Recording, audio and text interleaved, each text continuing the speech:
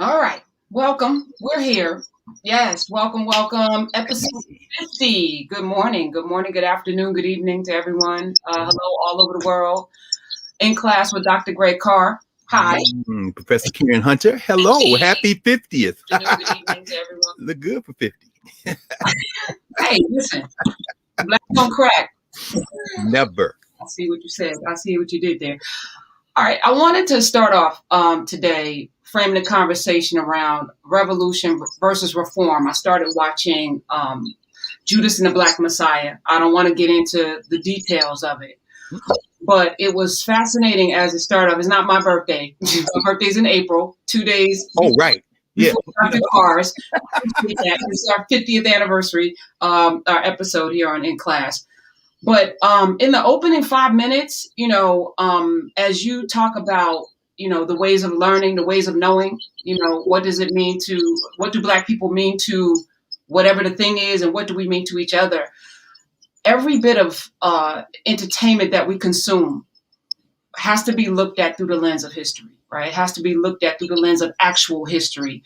And I remember last year on Netflix, they had that docuseries on Madam C.J. Walker, yes, where they framed the Annie Malone character as a villain who was bent on colorism, and it was absolutely inaccurate. And it's only because people don't know. I'm sure they didn't set out to demonize the woman who actually gave the formula for Madam C.J. Walker to even have the empire that she built, which she did. But as Black people, we have to challenge these things, whether it's the story of Nina Simone or anything. So I'm watching this piece, and I'm like, what can we pull out of it for today? And in the opening scene, and I'm not going to give away too much, but the Lakeith Stanfield character is an actual person who infiltrated the Black Panther Party and set Fred Hampton up to be murdered, right? He's a real person. He's a real person. But he was able to be co-opted because he doesn't know himself.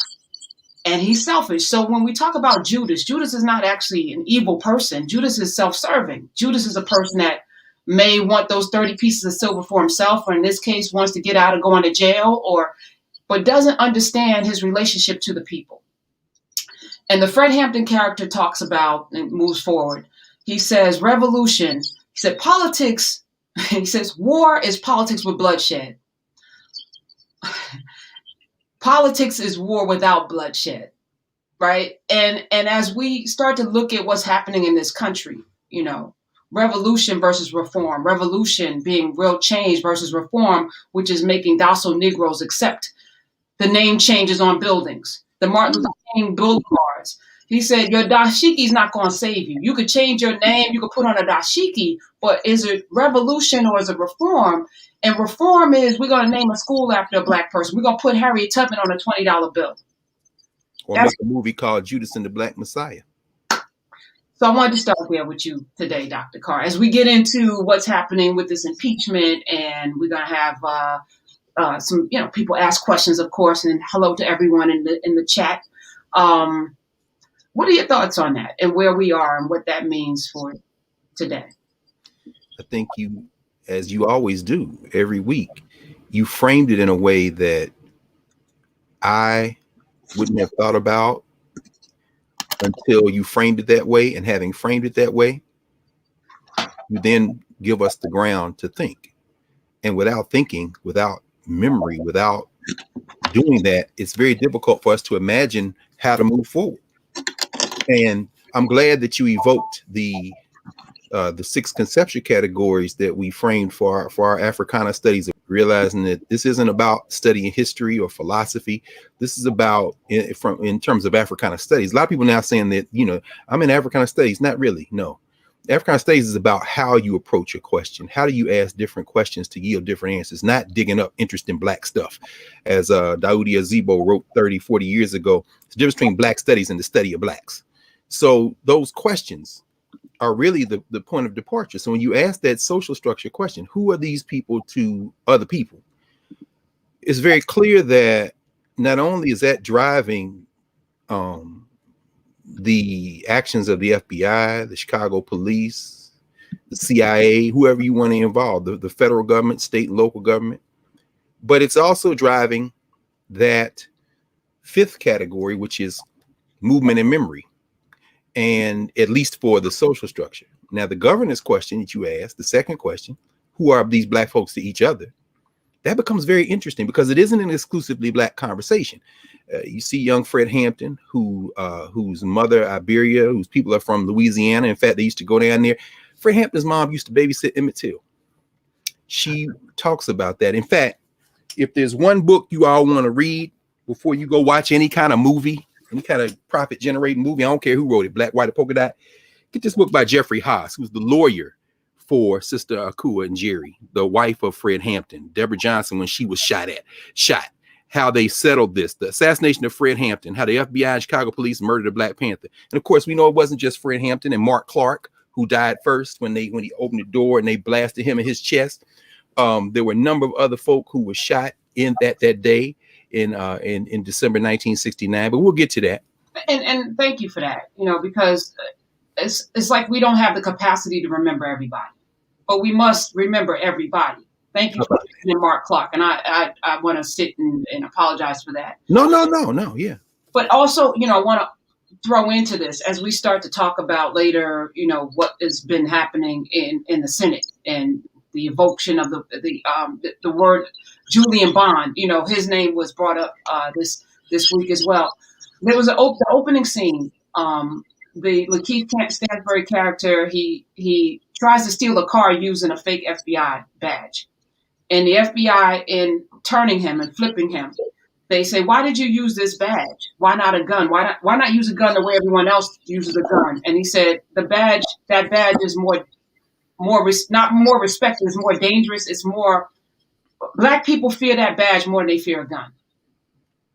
Yeah. And when he said that, I was thinking, the Black Panthers, first of all, shout out to last week, the 19-year-old Caleb who came in, because Fred Hampton was 21 years old. How about that? Out of Chicago, of all places, Karen. Out of Chicago, a 21-year-old who at 21. I mean, both of them. Mark was 22. These are young people who had food programs, who had education programs, who were organizing.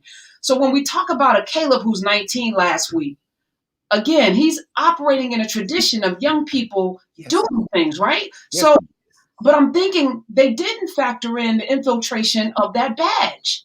Had they, in addition to, and I'm just throwing it out there, in addition to the food programs and education programs and organizing and the self-defense, which was very important, why not do the reverse? Why not do what they're doing, which is infiltrating our community? Why not go in with the badge? I'm just throwing it out there. Well, I think eventually, that was something that they asked then, and at least in terms of an overt fictional representation of what may or may not have been happening behind the scenes, they talked about that, and we're going to talk about that. We're going to tie Julian Bond in that conversation. That one little mention that fool Michael Vanderveer made of the case Julian Bond versus James Sloppy Floyd. That was his nickname, Sloppy, by the way. White boy from Chattanooga County in Georgia. Those of you from Atlanta, y'all know those buildings downtown, y'all call it Twin Towers. That's the James Sloppy Floyd building. Those are the two towers named for this guy who was over the Appropriations Committee, a Democrat in the state legislature who led the charge to deny Julian Bond his seat, which is why the case is named the 1966 case at the Supreme Court. The majority opinion written by Earl Warren, Bond versus Floyd. That's the Floyd. But at any rate, when James Vander, whatever his name is, evoked Floyd, Bond versus Floyd, and then Jamie Raskin came up right after him and said, "Yeah, I knew Julian Bond. I knew Julian Bond. He was a colleague of mine at American University. We know Julian Bond went on to become an academic who did a lot of work. In fact, there's a recent book that just came out. In fact, this is a curriculum as a professor. This is called A Time to Teach. Julian Bond's A Time to Teach, A History of the Southern Civil Rights Movement. These are the editors, including Jean Theo Harris, who did the book on most recent book on Rosa Parks, and not written by Miss Parks. She wrote a number of books about her own life, but the rebellious life of Rosa Parks. But this A Time to Teach consists of a great deal of Julian Bond's lecture notes and outlines reformatted on his history. He was a professor when he made transition. He had been a professor for a long time at the University of Virginia. My dear friend and colleague, Claudrina Harold, who's chair of the history department down there now, one of the best young scholars, best scholars period we had working today, was friends with Julian Bond. And I didn't know Julian Bond. And I had several conversations with him over the years, as you can imagine, being in spaces he was in, 50th anniversary SNCC, some other things. And every time someone from SNCC makes transition, whether it be John Lewis, even during the pandemic, or before that, Marion Barry, the rest would gather. So I remember, encountering Julian Bond in those spaces and having 2 brief conversations with him. I mean, 2 TOO. The conversations were too brief. But Claudine knew him well, and he was the professor at American, which is where Jamie Raskin knew him from.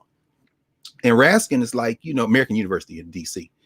And he said, he's a civil rights hero. And he said, do not desecrate the memory of Julian Bond. And then he distinguished between Bond versus Floyd.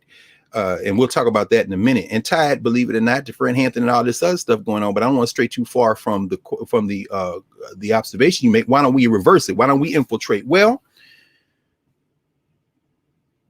when these young people are doing what they're doing, and we're really going to talk about today, probably the period between like 1964 and 1970, 1964 Freedom Summer, 69, December 69, the murder of Fred Hampton, and then Haas takes it all the way through. By the way, the Lakeith Stanfield character, William O'Neill, he only gave one in-person interview where he basically confessed. And Haas writes at the end of that Fred Hampton book that we were sitting there with our mouths open because it took them years to get a settlement. They ended up settling for about $2 million. The Chicago police got of their fees. In fact, the settlement was finalized and they were told they could pick up the check on February 28th. In fact, House and them put a statement out saying it's appropriate that y'all settled on Black History Month. Not that we can bring any of the people back, but Haas and them were like, damn, this fool finally confessed. It actually was in Eyes on the Prize, Series 2,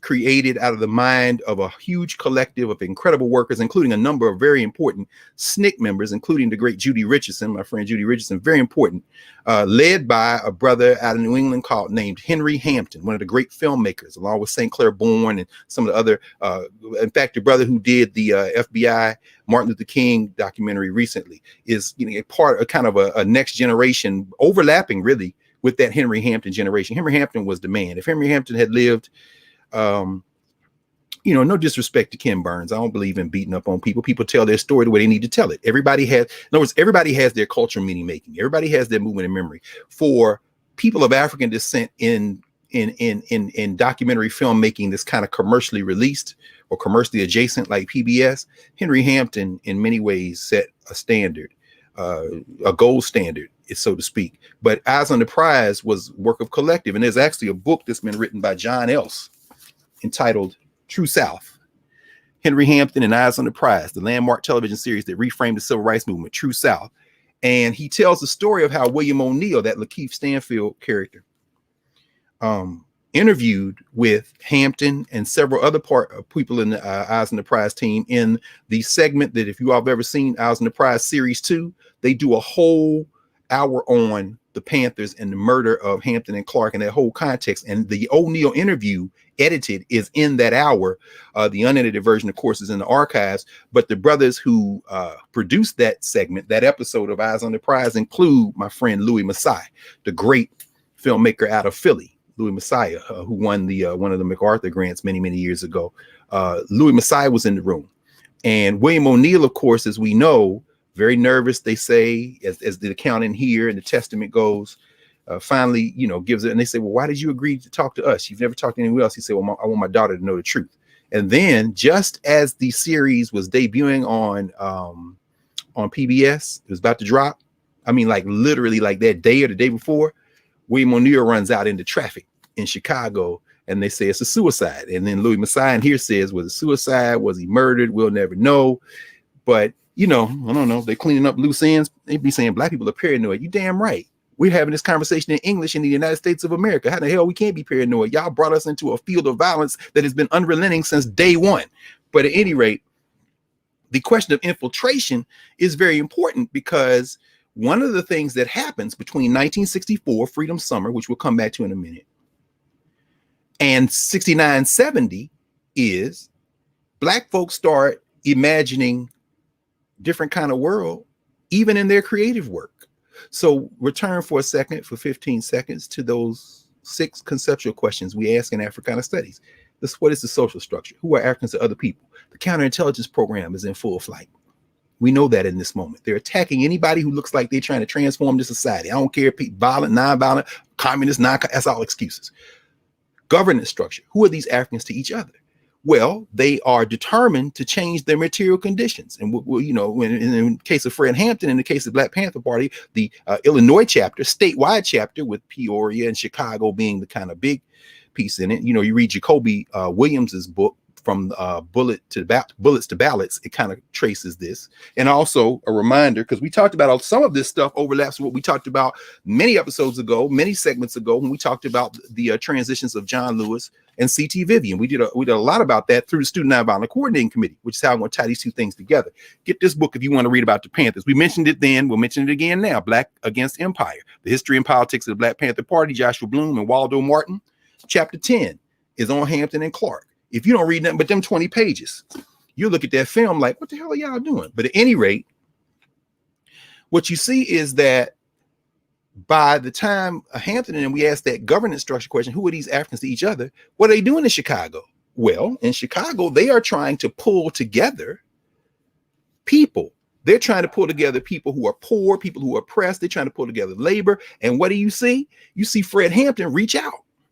Fred Hampton, who was raised in Maywood, a suburb of Chicago. This young man. Go ahead, Karen. What came to mind? Can't hear you. Still. Yes. In the movie, Fred Hampton, when he talks about war is politics with bloodshed. Yes. Politics is war without bloodshed. How do we win this war? People. And every week I come into this space, I am reminded that there are people of like minds. There are people who care deeply about their community, people who care deeply about one another, that the myth of us being crabs in a barrel is a myth. Oh, it's a myth. It's perpetuated by the narrative, and we have to change the narrative by the actions that the people are the only thing that will fight and win this war. And we have people. And that's why the Black Messiah was the most dangerous. That's why the FBI targeted Hampton and Malcolm and Martin and Medgar and everybody that was, Billie Holiday, Nina Simone. You think about people who are just using their art to sing about strange fruit. They're targeted by the FBI. That's right. They're inspiring people to rise up. And the only way they can get to that William O'Neill character is because he didn't care about Malcolm or Martin. He didn't know himself. He didn't care about his people. That's right. And we have to double down. The Hippocratic Oath says do no harm. But if you're a little majority, you have to every day ask yourself, am I doing something to free people, to free myself? That's right. That's right. An addendum to the Hippocratic Oath when it comes to us. That's exactly right. No. That's very important because the people can do it. There was a book Jonathan Schell wrote a number of years ago called Schell is his last name, Jonathan Schell. It's called The Unconquerable World. He said there are two major powers in the world today. One is nuclear weapons. The other is the people. What about the governments? Governments, consider to govern, wanting or not wanting. It's the people. But when you start organizing the people, that part of this structure that does not like that because it will lose power will move against you, and they are organized. That's that social structure. So, I want to and I'll come back to this, but I want to introduce it because you raised it. Why don't we infiltrate? Well, who's to say we weren't? This book came out 9 months before Fred Hampton and Mark Clark were assassinated. Sam Greenlee's book, The Spook Who Sat by the Door, the first Black nationalist novel. Now, that's kind of not true, really. You go back to the 19th century. That's right. I would consider Blake perhaps the first Black nationalist. But A Chiller in the Tradition of 1984 by Sam Greenlee. Now, this, of course, is Bantam Books. Right? This ain't no black press. This is not a black press. They had black presses at that time, Dudley Randall and them. But my point is that this book scared the hell out of people. Now, I'm going to show you another book because we're going to come back to that in a second.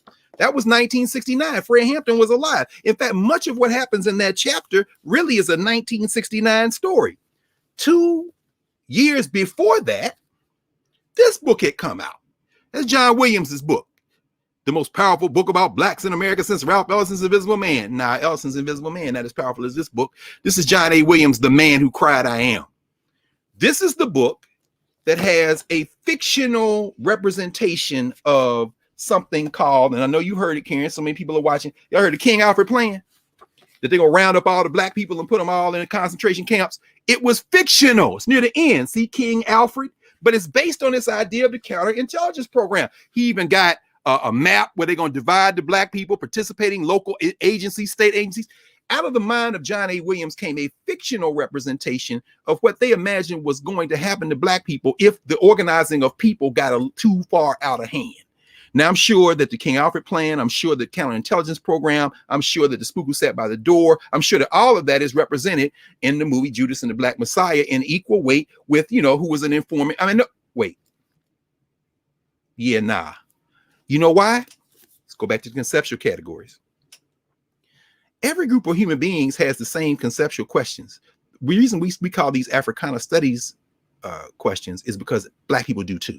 See, that's why you got to have your own discipline, because you have to ask different kind of questions. You can't just siphon your energy off into these other disciplines, because every other discipline is white studies. I don't care how black or brown or non-white it gets, or the phrase people use instead of non-white, people of color.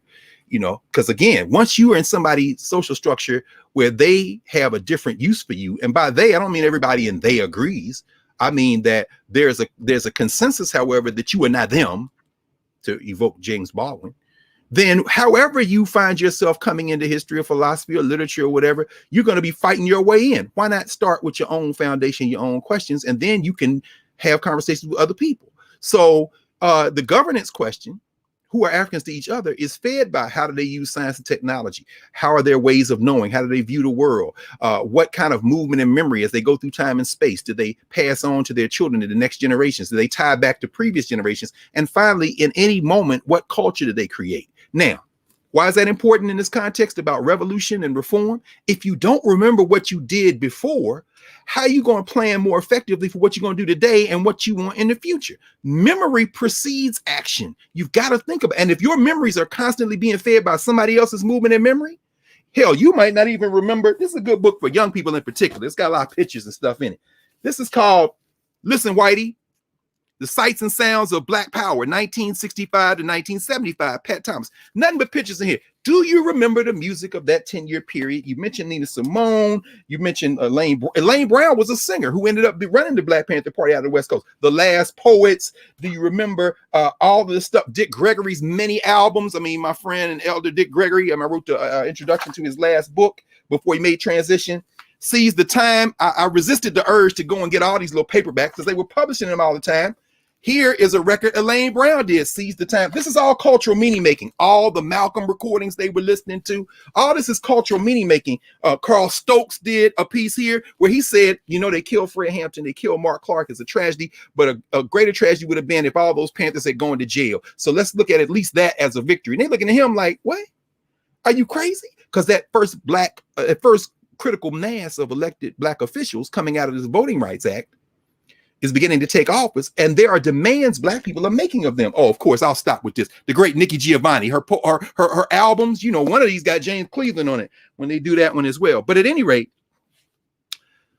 the question we ask ourselves in terms of revolution, and even Harold Cruz actually wrote a book, collection of essays called Rebellion and Revolution around the same time, a little bit later. But that period from 64 to 69, 70 is important because these are the questions that are being asked, and you see the convergence.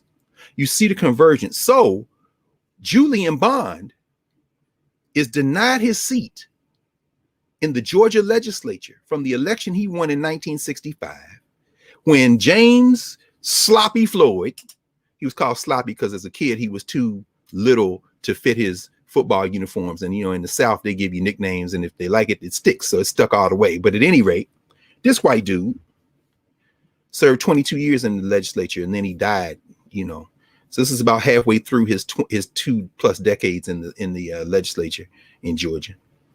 He leads the charge. They're Democrats. Now, y'all think DR, you can kind of, think White Nationalist Party, because Democrats ran Georgia at the time, but they were white nationalist Democrats. So Floyd leads the charge to deny Julian Bond. Why did they deny Julian Bond, who won his election? He's there to be sworn in. They convene a meeting, and they vote 184 to 12 to deny him his seat. Why did they do that in 1965, late 1965? Because in 1964, watch this one. This is called like the butterfly effect. You want to go online and look up the Student Voice. That was the newspaper of SNCC. Remember, they had Freedom Summer in Mississippi in 1964. And Bond, of course, as part of the Student Nonviolent Coordinating Committee, we think, of course, of the great heroes, Fannie Lou Hamer. We think of Unita Blackwell. We think of the great Annie Hyman. We think of the great Vernon Dahmer. We think, I'm naming Mississippians first. You understand? These are what John Dittmer and them call local people. And we're going to see local people crop up again with Julian Bond. We're going to tie this together in a minute. And then we think of the group collectively that David Halberstam wrote and called the Children. But of course, those who are still on this side of the earth now are revered elders, and many of them continue to become ancestors. John Lewis being one of the most recent who became an ancestor. And we're talking about the members of the Student Nonviolent Coordinating Committee, many of them Southerners, many of them not Southerners, who came into Mississippi that summer. I'm thinking now, oh, I'm sorry, let me name a couple of other Mississippians. The great Dory Ladner, my friend. Dory Ladner, of course, out of Hattiesburg, Mississippi, and talked about her before, and her sister Joyce. Are in the Student Nonviolent Coordinating Committee. They are joined by Bob Moses. They are joined by Charlie Cobb. They are joined by all of those great Africans who came into the space. Donna Moses, now Marimba Ani, for those of you who know the book Urugu. It was on my dissertation committee, actually. Brilliant, all these young, brilliant, and they are joined by at least a quarter of the SNCC staff that summer, a little shy under 200. Are oh man, I'm just thinking about all these cats I knew, man. The ancestor Lawrence Guillot. Guillot was from this, but they were joined by at least a quarter of that staff was white. So I don't even know if I have his stuff around here. Oh man, I would have to go find it. But oh man, that's too bad. That's too bad, because I'm thinking about some of these cats. Bob Zellner. Here, in fact, I know I got Bob Zellner's book. Oh yeah. Look at that. Here it is. Here's Bob Zellner's memoir, The Wrong Side of Murder Creek, a white Southern in the freedom movement. Bob Zellner with Connie Curry, very important, now ancestor. Forward by Julian Bond. Now, if you look at this book, just came out a couple of years ago. In fact, I picked this up when I was in Chicago last year, when we were there for about a year ago now. Race Man, Julian Bond. This is a collection of Julian Bond's work. Here's Julian Bond, the young prince, so to speak. What I say that his daddy was Horace Mann Bond, one of the great educators of the 20th century, president of Fort Valley State College, president of Lincoln University. Very important, wrote about blacks in the Cotton South and blacks in education. Brilliant brother.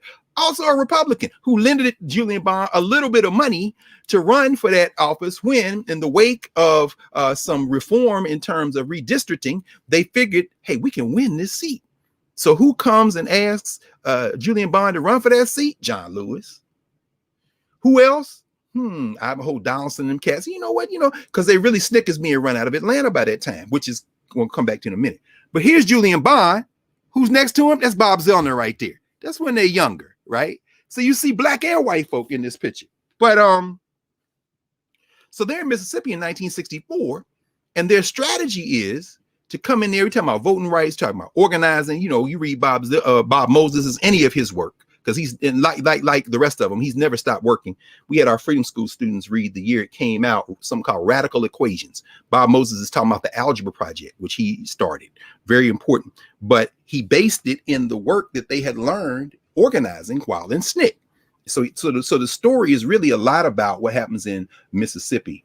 And in fact, the year it came out, we had our Freedom School students reading in Philly. And every year we were reading somebody who was alive, who wrote the book, we would invite them. And Bob Moses wouldn't leave his classrooms. He said, I'm working on this thing, but I'll send my man. And we got a chance to sit with Dave Dennis, which was beautiful. A couple of years later, Bob Moses came with his wife, and he actually did come to Freedom School and talk to the young people. And it was, that's a beautiful brother. Well, they're all beautiful people, the people that Marion Barry, all of them, who was the first chair of SNCC, by the way, who called David Halberstam called the Children. But how's this tie to Bond? How are we going to tie this to the Panthers? How are we moving forward on this question of revolution or reform? What happens in 64 is the emphasis is on finding local leadership. Part of the emphasis. And out of that leadership emerges these young people in Mississippi who are attending what they call freedom schools. This is the origin of freedom schools in the modern movement. This idea of having these places where you sit people and you think through, they're being fed not only intellectually in terms of literacy programs, they're also talking about job skills. They're asking people, what kind of job can you get in Mississippi if you had the skills? Well, I could be a typist if I could get, okay, well, we're going to do typing. And they start a newsletter. We talked many sessions ago about Septima Clark out of South Carolina. You know, the question of citizenship education project. All this stuff is going to converge in one way and another in places like freedom schools. So in Mississippi, those freedom schools began to engage not only in this kind of building of literacy, building of political literacy, building of the capacity in terms of skill development, but in terms of that third category, ways of knowing, how do African people make sense of the world? They're tapping into things these people know.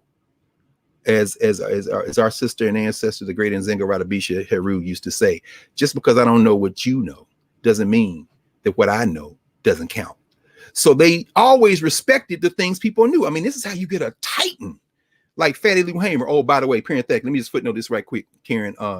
Your friend Nina Turner told me to tell you hello. I was talking to her yesterday. She's got a podcast, Hello Somebody, and she asked me to have some conversation around COVID and race and suspicion in Black communities. And I was telling her, oh, yo, I'll see Karen tomorrow. You tell my friend, tell her I love her. I will see her soon. And she just told me to tell you hello. But she's in that tradition of Fannie Lou Hamer. You got people, I'm from the neighborhood, I'm from the community, and I'm going to assume leadership, you see. So part of that becomes the critique of America's foreign adventures. And you know who begins to formulate that first position on the Vietnam War? It's not Martin Luther King in the Civil Rights Movement. It's the Student Nonviolent Coordinating Committee, and it begins in 1964, Freedom Summer, when young people, particularly young people in Mississippi, began thinking through this idea of why we're against the Vietnam War, and they developed a position statement out of the freedom schools. It ain't even SNCC yet. It's the people and their ways of knowing this is wrong. As a man would sing, not even quite 10 years later, 9 years later. No, wait, actually, what was the What's Going On album? I want to say that maybe that was 1974. War is not the answer, for only love can conquer hate. Remember? Because that's when Marvin Gaye, along with Stevie Wonder, are taking Motown out that other, they going straight to the issue in terms of cultural meaning making. And how do we know it was important? How do we know it was still important?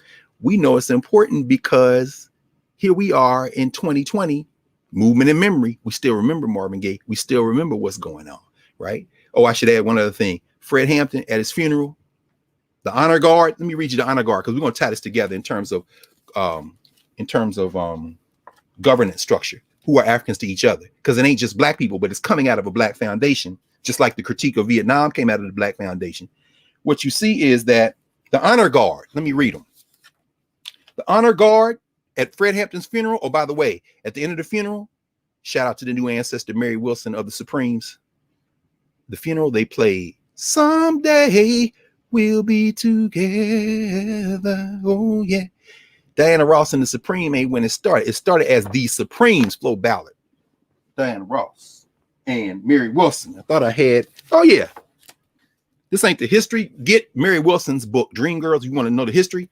But get Supreme Glamour if you want to see the style of the Supremes, right? But they played that Supreme song at the end of the funeral. But who is the honor guard? The honor guard was composed of Hanrahan's most wanted list. And y'all see the movie Judas and the Black Messiah. Ed Hanrahan is the state's attorney in Chicago, who is the one trying to kill these people, right? Along with his friend J. Edgar Hoover. So you know, let me make sure my computer is plugged in. There we go. Yeah, you go. That's what I'm looking for. Here's the honor guard. It said this is the hit list for the police. It included David Barksdale, the chief of the Black Disciples. Now, some of y'all Chicago old school, y'all know the difference between the GDs and the Blackstone Rangers, but nah, he's a pallbearer. He's an honorary honor guard. Jeff Fort, the leader of the Black Peastone Nation, was the Blackstone Rangers, but then the Peastone Nation. Why? Because they uniting the gangs. And it was Hampton, who was raised in Chicago suburb, Maywood, not downtown Chicago, right? Who first made the overtures to Jeff Fort, say, man, we need we need Peastone which was absorbing some of the other gangs. We need Peace Stone and the Panthers to merge. Ford is like, yeah, I'm cool. That makes a lot of sense. Yeah, but we think y'all should become members of us, not we should become members of you. And at that first meeting, Ford does a show of force and brings all the guns in, all these cats in, and he gives Fred a 45 and says, yeah, take that with you, try it out, see how it is. He basically showing him, hey man, we run the streets. Now we ain't against each other. Meanwhile, Hoover and them writing fake ass letters back and forth, trying to get them to fight each other. And they say in the COINTEL, in fact, if you can just get one book, get this one on whatever movie they make or don't make. Don't believe in no movies. Movies are not real. Agents of Repression, the FBI's secret wars against the Black Panther Party and the American Indian movement. That's Ward Churchill and Jim Vanderval. They have another book called the COINTELPRO Papers that reproduces some of those documents. But Agents of Repression walks you through footnote by footnote from the FBI files and documents that eventually they got a hold of. Haas is suing them. You got some white kids that break into a FBI office in Media, Pennsylvania. Those of you from Philly know where that is. Media, Pennsylvania, just outside Philly. They find the files. They let the files loose. And that's where you see how O'Neill is recruited. What happens there? Who else is an informant? Some of the other informants inside the chapter. All this kind of stuff going on. And so they find out that wait a minute, the Panthers trying to get with the gangs? Yeah. Nah, they gonna fight. We're gonna make them fight. And you couldn't make them fight.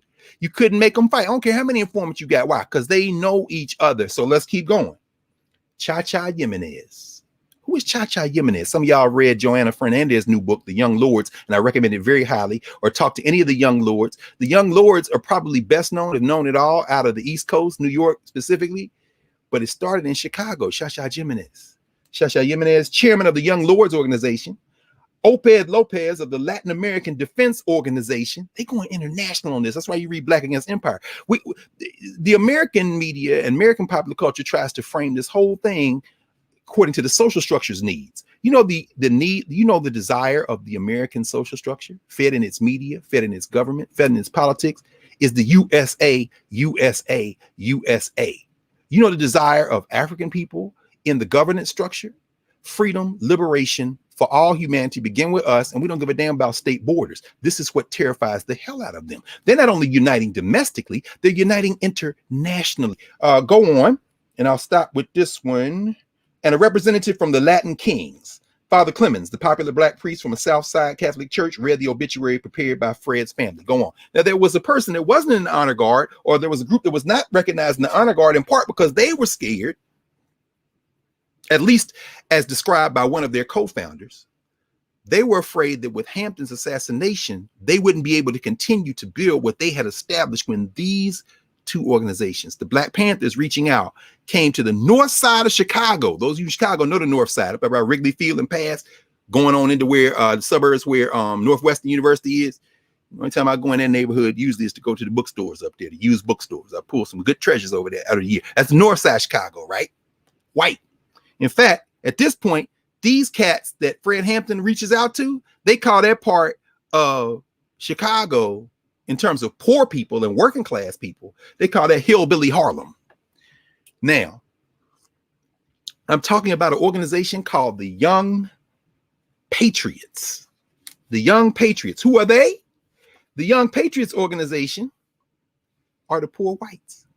Now, I'm sure they're going to show that in the movie because they got to act like that's the reason that the FBI worked against them. Now, y'all always telling this story as a domestic, but it was an important piece. This is just published last year by Hy Thurman, who's co-founder of the Young Patriots organization. It's called Revolutionary Hillbilly, Notes from the Struggle on the Edge of the Rainbow. That was the original Rainbow Coalition.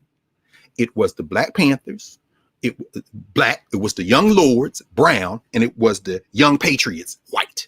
Black, brown, white. That's the original coalition. Jesse Jackson's political iteration of the Rainbow came from that. Now, the guy who is usually quoted in terms of being with the Young Patriots is the other co-founder, and he was known for coming in organizing white people. He had a beret like the Panthers and like the Young Lords, but his beret had a Confederate flag on it. He's like, what? Yeah, because these my people. You understand? What the hell? So how y'all getting on with the Panthers? Eventually, they agree we should stop wearing that. We should stop wearing that Confederate flag. We should start wearing that Confederate flag. And so, but then when they decide to do that, in fact, here's the point. Here's what I'll make. The other co-founder is a guy named William Fesperman. They called him Preacher Man. He was the Minister of Information for the Young Patriots, one of the co-founders. Oh, by the way, the Illinois chapter of the Black Panther Party was founded by 3 people. In fact, let me go back to Haas's book, show you a picture of 2 of the 3, because one of them's in the United States Congress right now. You know what I'm talking about Bobby Rush. So here goes Bobby Rush and Fred Hampton. There's Fred Hampton, but here go Bobby. I'm sure Bobby Rush is depicted in the movie because he has to be. He's part of that. Thank you, Kareem. 1971. What's going on? But I mentioned him because the third person don't have a picture of him in here. Still walks the earth. Good brother.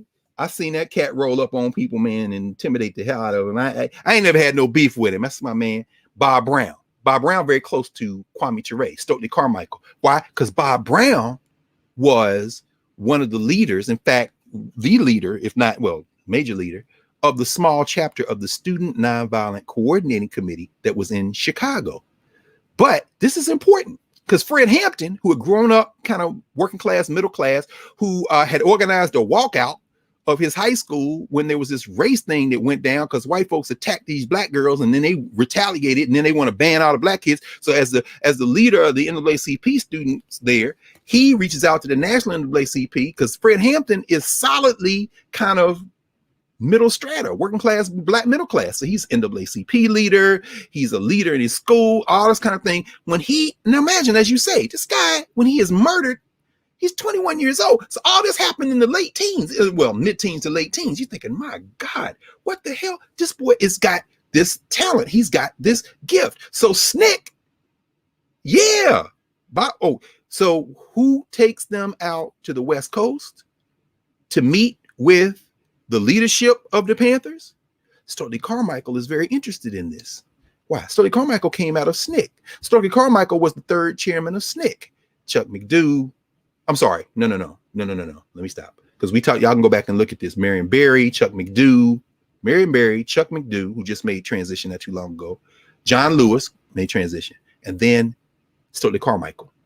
Carmichael is going to call himself forging an alliance. He becomes like the Minister of Defense for not the Minister of Defense, Prime Minister for the Black Panther Party.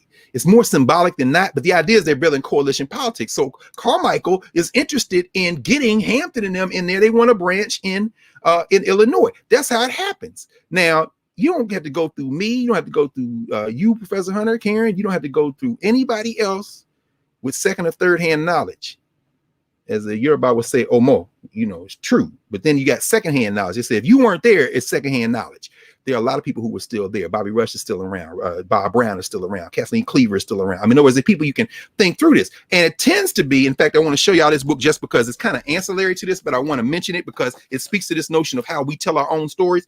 This is a book that Janet DeWart Bell, the partner of the great Derek Bell, wrote a couple of years ago. Well, she interviews. It's called Lighting the Fires of Freedom, African-American Women in the Civil Rights Movement. And she's interviewing a lot of these sisters. Diane Nash, of course, who's still around. Judy Richardson, who I'm going to talk about in a second, who's still around. Kathleen Cleaver, Gay McDougal, Gloria Richardson, of course, who is still around. In fact, Gloria Richardson is where I want to mention. Gloria Richardson is the sister who was in Cambridge, Maryland. This is how Stokely Carmichael and them get involved. This is the famous picture of her in Cambridge, Maryland, out there basically giving the hand to the damn police. And then Gloria Richardson is like, oh, wow. Next year, Gloria Richardson will be 100 years old. She's born in 1922. But she says at the end of her little interview, she says, very few people have interviewed me. I think about my man, Joe Fitzgerald, who went to grad school at Temple, was a little bit after me. He's done a book on Gloria Richardson, but she says, very few people just came out, University of Kentucky Press, last year, year before. Says, very few people have interviewed me. They're saying what they thought. In other words, secondhand knowledge. I find, I guess, because I'm still here, that there's some changes. Stuff that even maybe years ago was published in books or in narratives, and now it looks like they're set. I think they deliberately sanitize stuff. She says, I have no idea how I would want my obituary to read, except that if they write an article, I want them to get it straight. To say that I was able to become part of the people and carry their hopes and desires and internalize it and carry it out into the public spaces and win some things. Here she is in 2017. That's Gloria Richardson. But I'm raising it in the context of what we're talking about today, because when you think about how this stuff is narrated, there are silences, there are omissions, and then there's a generation or two that isn't fed it in the schools, that isn't taught it in communities at home. Then they make a movie, and people use the movie like they looking at what happened and get it all erased. So let me continue very quickly. The governance structure question: who are Africans to each other? In Chicago, the Panthers, with this young brother at the center, Fred Hampton, are building coalition, largely around his individual capacity to build coalition. So much so that these white boys are saying, we'll come with y'all in this rainbow coalition. Now, there are other major figures, or will become major figures, who are also in Chicago, like young Jesse Jackson. Because remember, this by 1969, Dr. King has been killed the year before. Jackson is heading up what this Southern Christian Leadership Conference's branch in Chicago, Operation Breadbasket, and he's in conversation with these cats. In fact, let me just show you. Here's another picture. Judas and the Black Messiah, right? Because the COINTELPRO papers, the counterintelligence program papers, had a memo that said we must prevent the rise of a Black Messiah. King could have been the one to rise up and electrify these people. Stokely Carmichael could be the one. Carmichael got the hell out of the country for a while. You know, read his Ready for Revolution, right? You go read Ready for Revolution. When, in fact, Ready for Revolution, talking about falsifying documents, Kwame Ture says that when they would mistell stories, like they said, well, how did you organize in Alabama? They dropped off Stokely Carmichael in the middle of Alabama with a Bible, or he started organizing. He said, that's foolish. He said, I don't even respond to myths. My daddy told me, don't even get involved with it. But if it's a misrepresentation like that, sometimes you have to respond. And he said, you know what Fred used to call it? He says, Fred in here. And then Michael Thelwell, who actually was able to finish the book after Carmichael made transition. Michael Thelwell puts in, he's talking about Fred Hampton. Fred Hampton called it Custerism. In other words, you know, like Little Bighorn, this was a massacre. No, y'all went out there effing with them Lakota and they gave you your scalp. But at any rate, but who tells the story based on what they're interested in? The social structure's interest has never been in telling the story. He said, well, Black people made it. Yeah, Black people made it in the social structure. Don't be stupid. So at any rate, continuing, what you see is Operation Breadbasket is in Chicago, which is Southern Christian Leadership Conference. That's how Jesse ends up in Chicago doing that work. And I'm only mentioning the COINTELPRO papers here because we talked about them before, because there's a picture of the document, the first page, because they got to prevent the rise of a Black, quote unquote, Messiah. They don't want no one individual that could unify people, this kind of thing. And people say, well, we shouldn't be focusing on individuals and leadership. We should be focusing on the people organizing. Okay. Yeah, that's right. You're absolutely right. But people can play outsized roles in organizing people. Here's a picture of Fred Hampton with who? Ralph Abernathy, Martin Luther King's man, and Jesse and a dashiki in Chicago. This is going to be important. Why? Fred Hampton and Mark Clark assassinated December 1969. Bobby Rush immediately goes into hiding because he said they're gonna kill me. Bobby Rush reaches out to Jesse Jackson, who by then is having his meetings, right? The country preacher. In fact, this picture appears in the, I don't even know if I have that here. It's probably in storage. Those of you who have the album, The Country Preacher, Jesse Jackson releases an album. He's got several albums. It may even be a picture in that Listen Whitey book. But inside, he's got a fold out that has pictures of Jesse with some people. And this picture is actually one of the pictures that's in that album. I Am Somebody, I think is the name of by Jesse Jackson, the country preacher. I'm trying to think if that's the one where Adderley, Cannonball Adderley is on there playing. But Jesse would meet on Saturdays on the South Side, Operation Push. Bobby Rush works it out with Jesse. Bobby tells Jesse, brother, see, this is the thing that they're really scared of. These cats is getting together. You got King's people, you got the Panthers, you got the gangs, the disciples and the young lords, the young lords, the Latinos, the Puerto Ricans, you got the white boys, the young, what the hell? So Rush tells Jesse, brother, they're gonna kill me, man. But if I turn myself in with you there, they can't kill me. So what does Jesse do? Jesse calls a thing, and Bobby Rush surrenders to the police into the hands of the highest ranking Black police officer in the Chicago police and Jesse Jackson at the meeting. In other words, I mean, this is how they're thinking, but I'm just saying that's kind of, that's just a way of evoking the fact that real rainbow, I won't say real because they're different, they have different functions. That rainbow coalition with Fred Hampton, the black, brown, and white coalition, Jesse takes that concept and moves it into electoral politics. And what Hy Thurman writes about in this book, in his book on the Young Patriots, is that once Hampton is assassinated, they're terrified that whoever takes over leadership now of the Panther Illinois chapter isn't going to have the same energy to keep them united. And at the same time, he says, Preacher Man comes to him and says, we need to go and move the Young Patriots into move it from uptown Chicago and hillbilly Harlem. We need to now join a national. We need to have a national profile because he got this ambition to be national. And he says that's what eventually stalls the Young Patriots. We were local. We were building local power, to the thing that you framed us with at the beginning, Karen.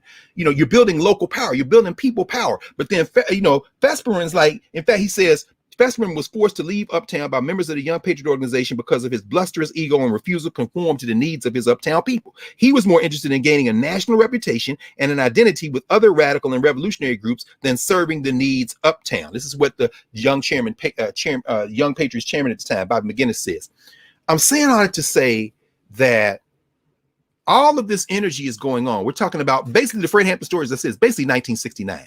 And if y'all want to read about Fred Hampton, I mean, the so-called ice cream case where he basically liberates all this ice cream from this truck and they charge him and convict him of stealing, this kind of thing. If you want to read the breakfast programs, which launched in 69, all that stuff coming out of the 68, traveling to the West Coast, then coming back, all that stuff is very compact period of time. Now, pause there. Julian Bond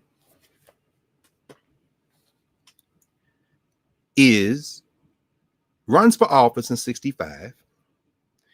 He had one foot out the door of SNCC. And as he tells it in both these books, but in particular in Race Man, where he writes about this, he says SNCC had really made a turn that I couldn't really deal with. The Atlanta chapter was doing well. They had turned into kind of like a Pan-African thing. If you go on Duke University's SNCC Legacy Project piece website, you can see the documents. They're looking internationally. In fact, they go to Africa. Fannie Hamer, John Lewis, Bob and Donna Moses, Charlie Cobb and them. And so they're thinking internationally. And their statement on the Vietnam War was international. So we'll come to that in a second. I'm going to kind of wind this to a close and we have a little bit of conversation before we get everybody else in the conversation. Julian Bond, okay, 65, they have the Julian Bond runs for office. That's after Stuart D. Carmichael has become the chairman of SNCC in a highly debated election that went damn near all night in Tennessee, and John Lewis is displaced as the chair. Shortly after that, John Lewis, who was considered a radical when he was out there, you know, on Selma Bridge and all this kind of thing. John Lewis, now he's a little too close to Martin Luther King and them guys, man. John Lewis is put out as chair of SNCC shortly thereafter he leaves. After John Lewis leaves, Julian Bond leaves. The anti-Vietnam War position that emerges, bubbles out of those people in Mississippi, eventually hardens into a SNCC position statement against the Vietnam War. We're coming to Jamie Rankin. And Julian Bond resigned from SNCC, by the way, formally in September 1966. He's elected in late 1965 to the Georgia legislature. But they come out against the Vietnam War. And they tie it to international affairs. SNCC does. The Student Nonviolent Coordinating Committee argues that the Vietnam War is, in fact, let me just do it right here. At a January 6th, 1966 news conference, I'm sorry, I was off by a year. John Lewis is still chair by January. Shortly thereafter is when he gets proposed. At a January 6th, 1966 news conference, SNCC chair John Lewis read and distributed a SNCC statement detailing the organization's opposition to U.S. involvement in the Vietnam War. And they talk about, he asked, where is the draft for the freedom fight in the United States? They say, you asking Negroes to stifle the liberation of Vietnam to preserve a democracy which does not exist for them at home. And then he says, you know, it's the SNCC, he's reading it, but it's a SNCC statement. They were big on that. Ain't no individuals. In fact, that's part of the tension when Carmichael comes in. He said, we drafted this, you read it as the chair, but we drafted this. We wrote this. The thing is, y'all want us involved in international imperialism, but in the same violence you want to do against these people, you doing it against us. Remember that this is around the same time Muhammad Ali is like, ain't no Viet Cong ever, you know, jumped on me. You my oppressor, you my opposer. If y'all remember, y'all go on YouTube and see him doing that. And so now what happens? The money dries up. Oh, yes, all rah and good when, you know, oh, it's one thing we did right when the day we started to fight. Yeah, keep your eyes on the prize. Your prize ain't global solidarity movements. Your prize is the right to vote. Your prize is to integrate these schools. Your prize ain't linking with the poor everywhere, beginning with the black and brown people. What the hell is wrong with you, Negroes? The money dries up. Here is from Race Man. These are some of the editor's notes. Bond resigned from SNCC in September 1966. Oh, by the way, they asked Julian Bond, Mr. Bond, yes, you coming into the legislature, you won your election. Yes, 82% of the vote. Very proud. Yeah, your people came out against the war. Mm-hmm. You agree with that? Yeah, I do. So you agree that people should burn their draft cards? Hold on. Julian Bond says, I got my draft card in my pocket. I ain't say burn your draft card, but I agree with that statement. So Sloppy Floyd is like, shit, you can't sit in this legislature, and 184 to 12, you can't be seated. He sues. Lower court agrees. Yeah, you know, it's within the power of the legislature to determine rules over and above the oath, because what they do is, of course, they make you swear oath to the Constitution, Georgia State Constitution, federal Constitution. And so they say you can't take that oath in good faith because you lying, because you against the government, because you against the war. Bond is like, no, it's a First Amendment issue. It's freedom of speech. And no, I didn't say overthrow the U.S. government. My organization said they're against the war. I agree. I got my draft card in my pocket, you know, but he said, and I have respect for the courage of people who do not go, but that don't mean I'm not going. And so Bond is trying to, you know, balance it, right? But here's the interesting thing. Yesterday, when Jamie Rankin evokes Julian Bond, his friend, civil rights hero, all that, that's all social structure, which is great. I'm not complaining. I'm just saying, who is Julian Bond to America? And by America, I mean the white social structure. Julian Bond is an American hero. He's a civil rights hero. He was my colleague at American University. He did this race man. He did a whole civil rights curriculum. He's doing all that. Yeah. But the reason there was a Bond versus Floyd, because Bond appealed to the Supreme Court and they overturned the lower courts and told the Georgia legislature, you cannot deny him a seat based on the idea he can't take his oath because he has freedom of speech. And that's protected by the federal Constitution, which is why we have the jurisdiction to be able to intervene in this in the first place.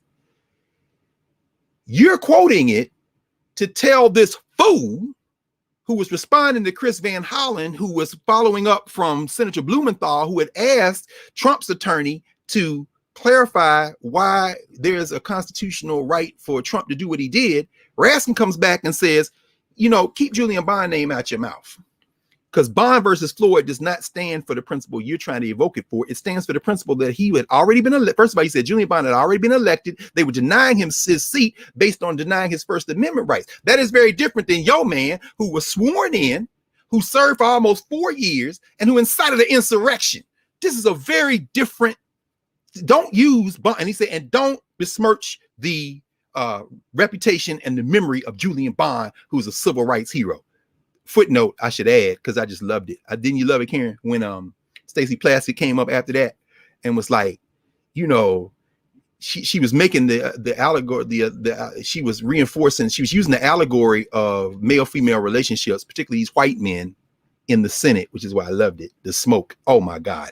She was making an allegation, she was making an allegory between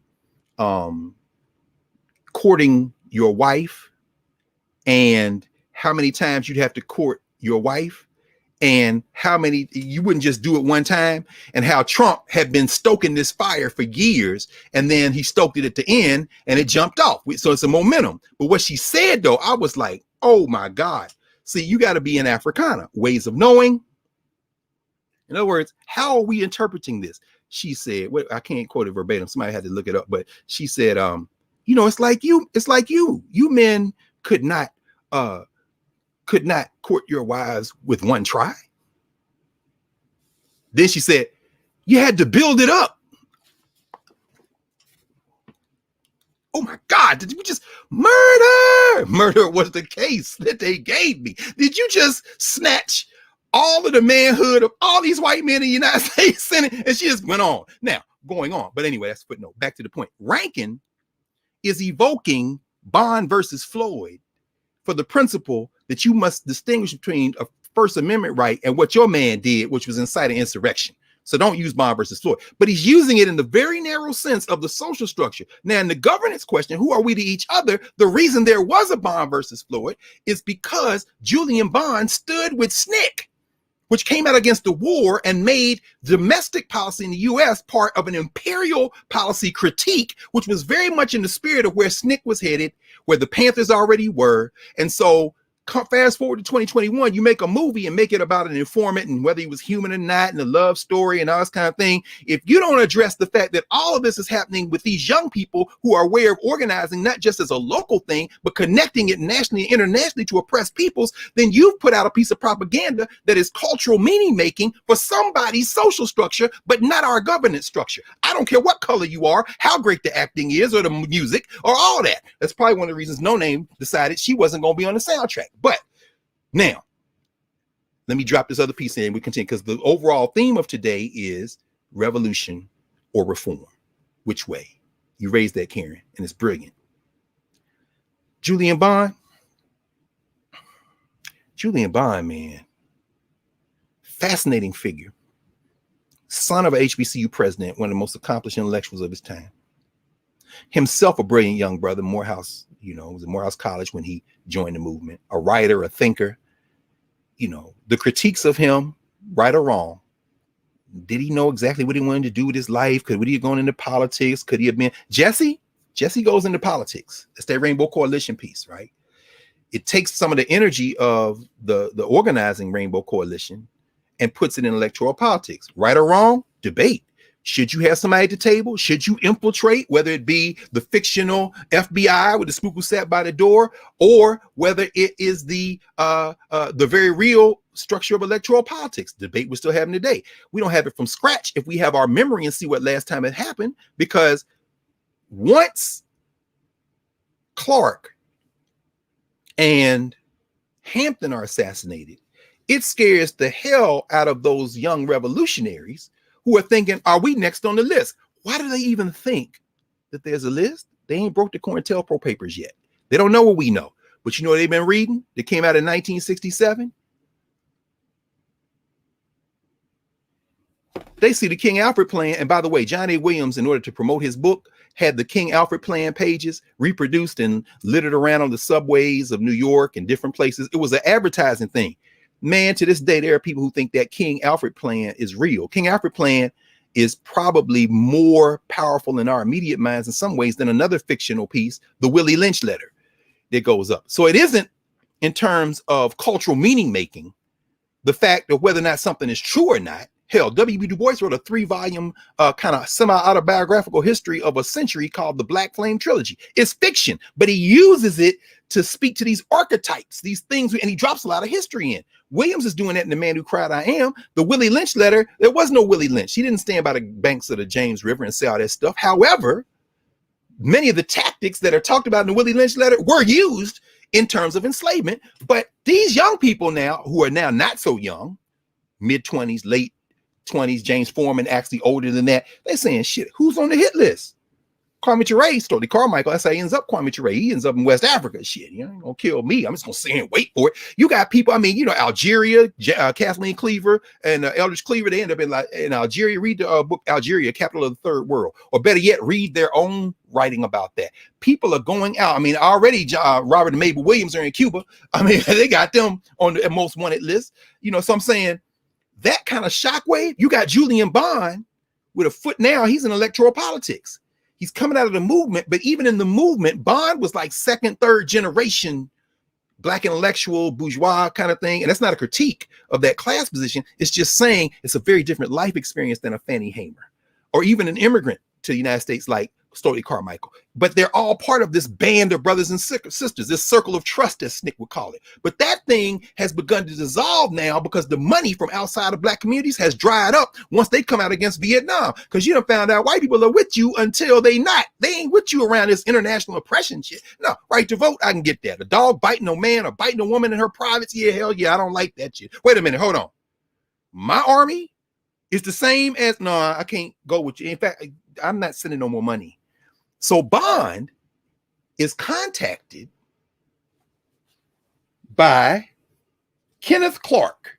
We talked about Kenneth Clark this summer. We talked about John Hope Franklin. Kenneth Clark is one of the black intellectuals who's trying to straddle the fence too. They give Kenneth Clark money. Remember, Kenneth Clark is the one that did the test. He and his wife Mamie that said, see these black kids picking this white doll over this black doll? That means we need to have our children sit next to your children in the school. Wait. So the solution to stopping black low self-esteem and the damage is to have the children sit next to the human being the doll looks like. Yeah, that makes a lot of sense. Anyway, Clark is now getting big money out of New York, running this organization, running this group called MARC, the Metropolitan Applied Research Center. He asks Julian Bond,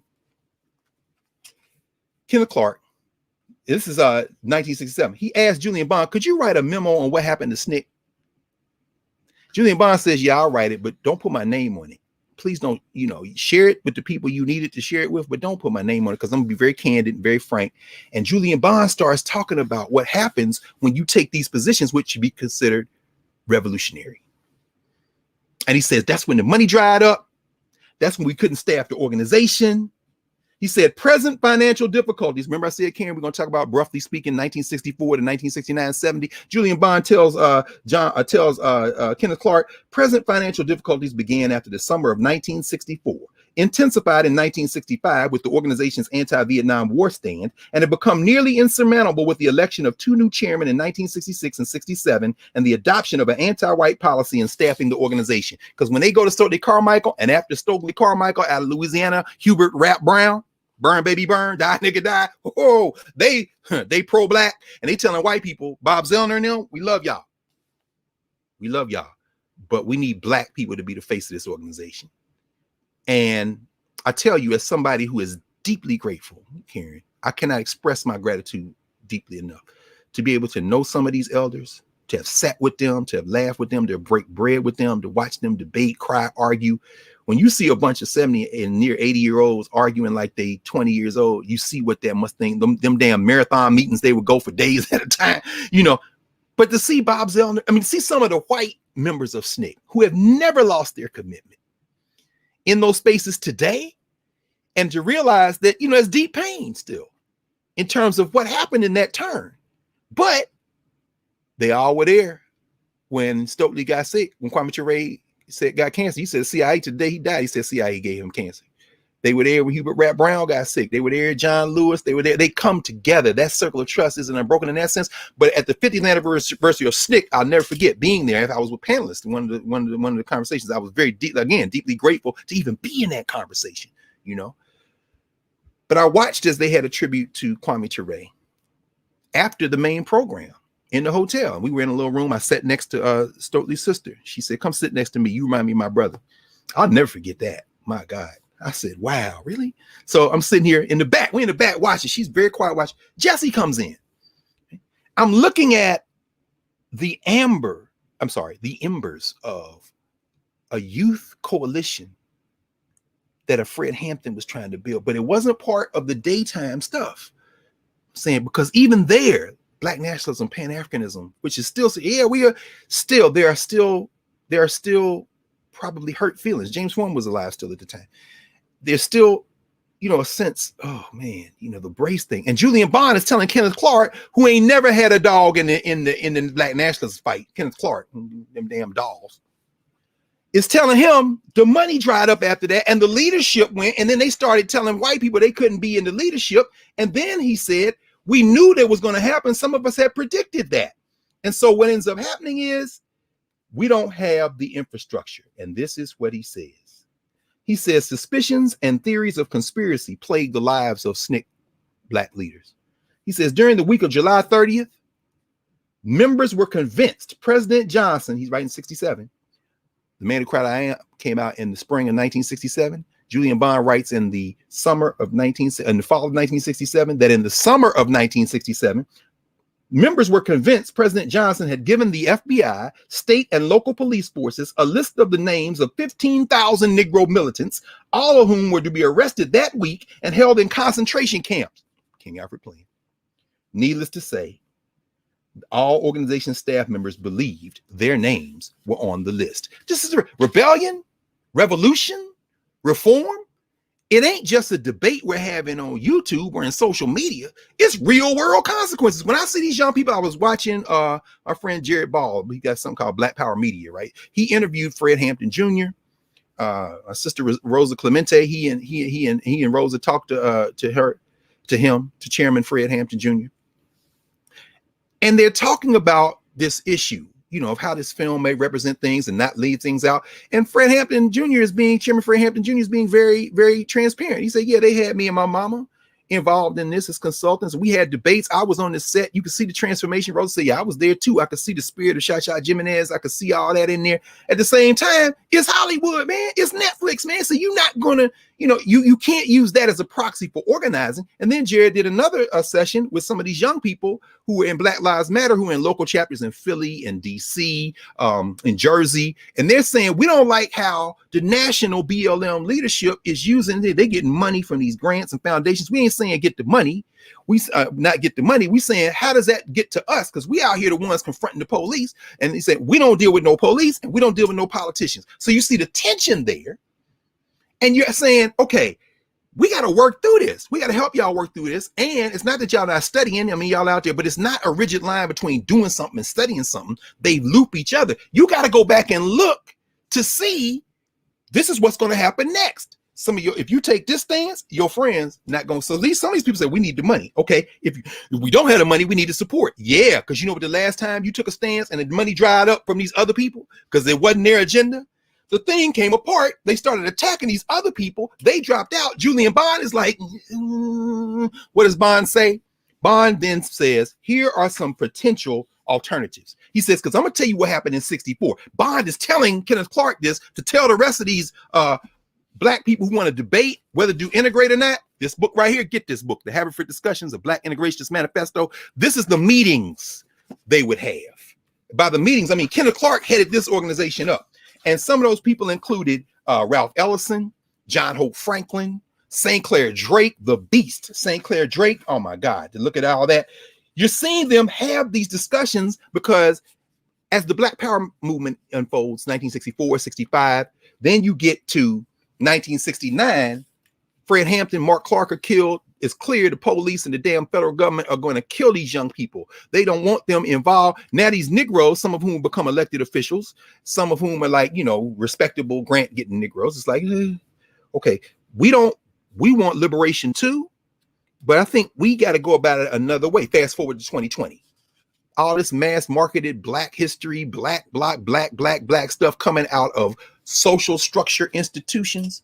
I understand the motivation from a lot of those people. Some of whom are my friends are like, yeah, we got to get in there because this is where we can make our hit. Okay, I get it. But understand, this ain't the first time we've tried this. What happened the last time we tried this? Look at this debate from May 1969, May 30th, which means basically June 1969. In a few months, Fred Hampton and Mark Clark going to be assassinated. And they would have killed Sister Nkua too, Mama Nkua, if they had, you know, well, Mama Nkua actually is the one who says, you know, she heard it. And it's probably in the movie too, where Hampton survived the initial barrage. Then the two cops go in the back because he's still breathing. Boom, boom. Oh, he's good and dead now. Yeah. I would say spoiler alert, but how the hell are you going to watch a movie to find out history that you should have known all along? I don't give a damn about no spoiler alert. Anyway, St. Clair Drake, who with Horace Caton wrote a very important book on Chicago called Black Metropolis, really kind of another link in the long chain of Black folk doing urban sociology. The first major book probably was W.E.B. Du Bois, Black, White, or Polka Dot, Urban Sociology, the Philadelphia Negro. Black Metropolis, the massive telephone book that St. Clair Drake, the brilliant St. Clair Drake writes with him. He's now going to say, this is what St. Clair Drake says, because now they're talking about these young black people and organizing and whether they're going to be revolutionaries or not. Kenneth Clark says this. They're in a conversation. They're having this conversation, these integrationists. He says, may I point out here something? Because I think that Ralph has just put his finger on something. Ralph Ellison. Because, Ralph wasn't no nationalist. Ralph's Invisible Man is great. I prefer, perhaps, in many ways. Although I think, let me not say that, because you ain't got to pick. But like Ishmael Reed's Mumbo Jumbo, who has a critique too. But anyway, he says, Kenneth Clark says, after we get through the whole moral ideological thing, at the base, I suppose, certainly at the base of my thinking, is a very practical problem of what does an oppressed minority do in a situation where certain kinds of techniques and methods that appear to have worked for oppressed majorities throughout the world are now being offered as if they can work equally for an oppressed minority. Now, see, I don't question anybody black struggle for freedom. We can debate. That's what ways of knowing category is. What concepts, what ideologies, what ways of thinking have black people created and debated? Ways of knowing isn't we all think the same. Kenneth Clark wants the liberation of black people, but he's looking at the odds and he's saying we can't win no 9-1 fight with guns, bro. So he's now with people who think a little bit more like him. Although St. Clair Drake don't think like Kenneth Clark. I won't read the whole transcript from this one meeting. You have to get it for yourselves. But when he raises that, he says, and one of the things that fascinated me, this is what Clark is saying. Whenever these kids mention Fanon's The Wretched of the Earth, is that they never ask themselves the basic question of how relevant is Fanon to American Negroes when Fanon was talking about oppressed people who were in the majority. Sir Arthur Lewis, interestingly enough, jumps in. They haven't read Fanon. Kenneth Clark's reply, clearly. He says this is a practical problem that if it isn't addressed can only lead to a sort of romantic sort of suicidal rhetoric. And the danger, of course, is the possibility that it could actually be suicidal. This is before Hampton and Clark are killed. Now, mind you, black people ain't the minority everywhere, and the demographics are shifting now, so the white people are going to be a minority if all these other non-whites start getting together, right? But this is 1969. He says, but if you say this, the stock response up to the point when I was being responded to is that this is another manifestation of being white brainwashed. You see that you're really giving a sophisticated form of Uncle Tomism if you ask to just look at arithmetic. What are tactics and strategies given the fact that you are outnumbered 9 or 10 to 1? We don't like to talk about this. Ralph Ellison then says, well, I asked the kids, do you know how to shoot a gun? And most of them don't. Watch what Ellison says next. I was brought up shooting guns. In the winter of 1937, I supported myself by killing game. I mean, it's fascinating once we get beyond the quotes and the t-shirt brand to start listening and thinking the debates that are going on. I won't go on any further except to say then St. Clair Drake jumps in. Drake, the great thinker, the great sociologist, the great anthropologist who near the end of his life published a 2-volume work that I think, as John Henry Clark used to say, is still worth reading. Hell yeah, 1987, it's called Black Folk Here and There. I'm looking at it over there on my shelf.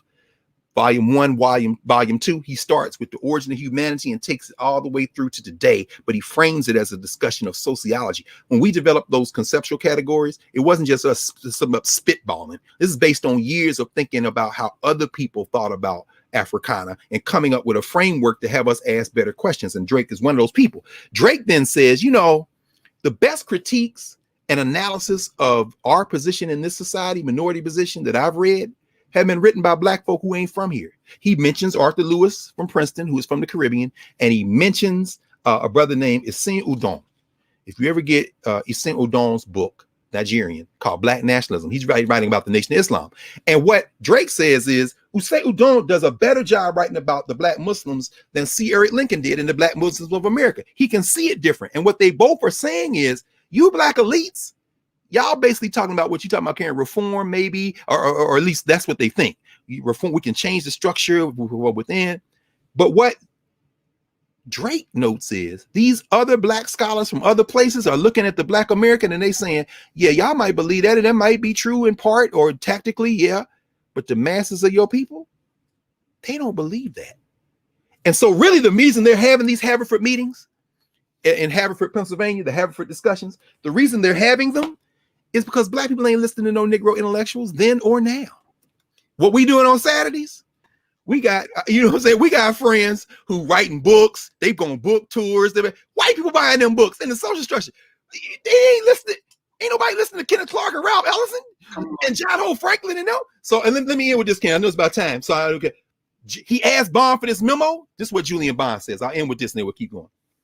Julian Bond says, Dr. Clark, you wanted me to pose some alternatives, maybe how we get SNCC started again. He said, maybe you can rally them, maybe you can get some more funds, you can get them engaged in specific things. I love this paragraph, though. He says, or the organization might be encouraged to choose one particular section of the South for experimentation with a new reconstruction, attempting to use movement techniques of direct action, political and economic organization attempts, youth organizing, and a multitude of community-wide attempts at mobilizing the total Negro community for the political, educational, and economic advancement. The memo doesn't impact anything, but Julian Bond, who many people thought during this period, Julian Bond gonna be the first Black president, who was, as far as I'm concerned, again, you don't have to pick because I'm obviously it didn't happen. But if I could if I could switch out Julian Bond for Barack Obama 1 million times out of 1 million times. But the choice of reform, John Lewis comes out of SNCC. Eventually, John Lewis and Julian Bond lock horns. Y'all go back and look at the conversation we had about C.T. Vivian and John Lewis when you see that congressional race, because people wanted Julian Bond. The majority of Black people in that district voted for Julian Bond, but the Blacks who voted for Lewis combined with the non-Blacks who voted for Lewis put John Lewis in. Julian Bond ended up a distinguished career as a professor, a lecturer. He is the voice on the Eyes of the Prize documentaries, but Julian Bond never became the political figure that many people thought he could be. John Lewis, along with Congressman Clyburn and them, who was also in SNCC, I mean, the people, South Carolina, they took the direction of reform, which is why at John Lewis's funeral, Bill Clinton could stand up and take a dig at Stokely Carmichael, because he said these Negroes who took reform, they want liberation too, but they with me, and Stokely, he went a different way. But John kept the course. Yeah, that's the social structure hillbilly from Arkansas. You understand? If Fred Hampton had his way, you'd have been in the revolutionary vanguard, but you too made a choice because you white in America and you could do that. Whether your name is Bill Clinton or Josh Hawley, young Josh Hawley, because y'all trying to prepare preserving America is your objective. Meanwhile, our objective is liberation. We want everybody to be free. We damn sure gonna make you stop beating on our heads. And for every practical advance toward reform, there is the other tendency, the one that St. Clair Drake's trying to tell them boys, man, these cats out here in the street, they don't give a damn about you or anybody else that's going to get between them and some form of freedom that's going to get this boot off their neck. And as long as that energy exists, there will always be a rebirth of the Panthers. Black Lives Matter, the Panther Cubs, Chairman Fred Hampton Jr. talking about, organizing the Panther Cubs. So these tensions are with us. And if we don't study, we won't have the ability to answer them better in this generation. So how should we be viewing what's happening right now in America? A lot of people, want you to talk about the impeachment trial. I know we were committed to talking about the 1776 project. But we could kiss. It's all right. We'll get that next week. No, but I keep asking the question, even going down that rabbit hole, yes. How does it free us? Yes. Are we ingesting things that are not, I feel like a lot of times we end up in these circular conversations. We end up, watching, and having commentary about what's happening in the world right now, but not how it actually gets us to freedom. And so I tuned out of the impeachment, the Trump's defense, because I knew it was BS. And, to have an emotional reaction to it, I got, limited amount of energy. I can't expend my energy no question. Masturbatory process. Come on now. And shout out to Stacey Plaskett from the U.S. Virgin Island by way of Brooklyn. What was the quote? Karen? Oh, let me get it because Karina popped it in here. She said this attack is not about one speech. Most of you men would not have your wives with one attempt at talking to her.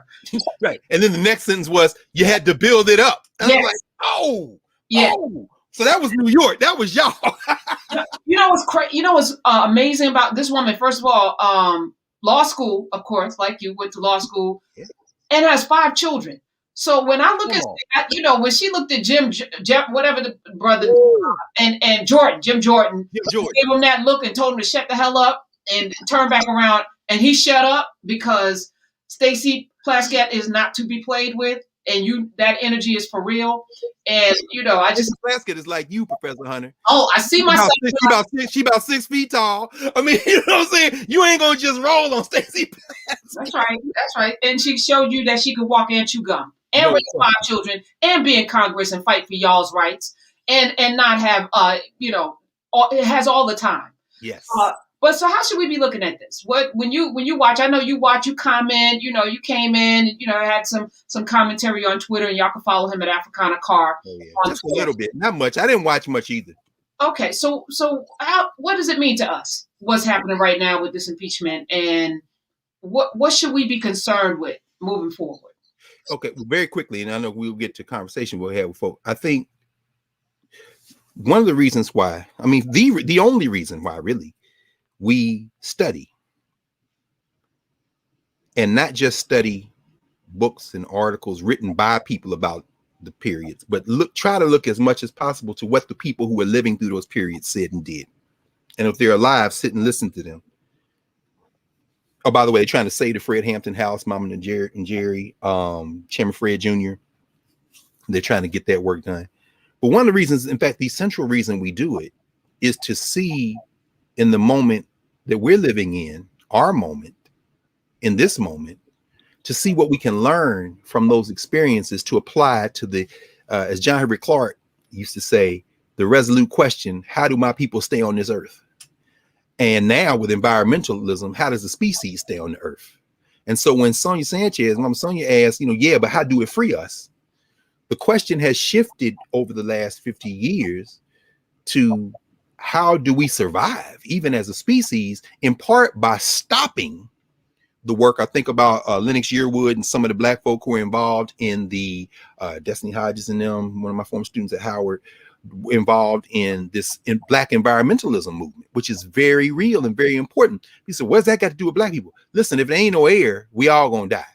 As Curtis Mayfield said during this same period, if there's hell below, we all gonna go. I don't know if y'all know that song when he opens up with the lady saying, last night I was reading my Bible and I was reading the book of Revelations, and then he was like, niggas, whiteys, Jews, if it's hell below, we all gonna go.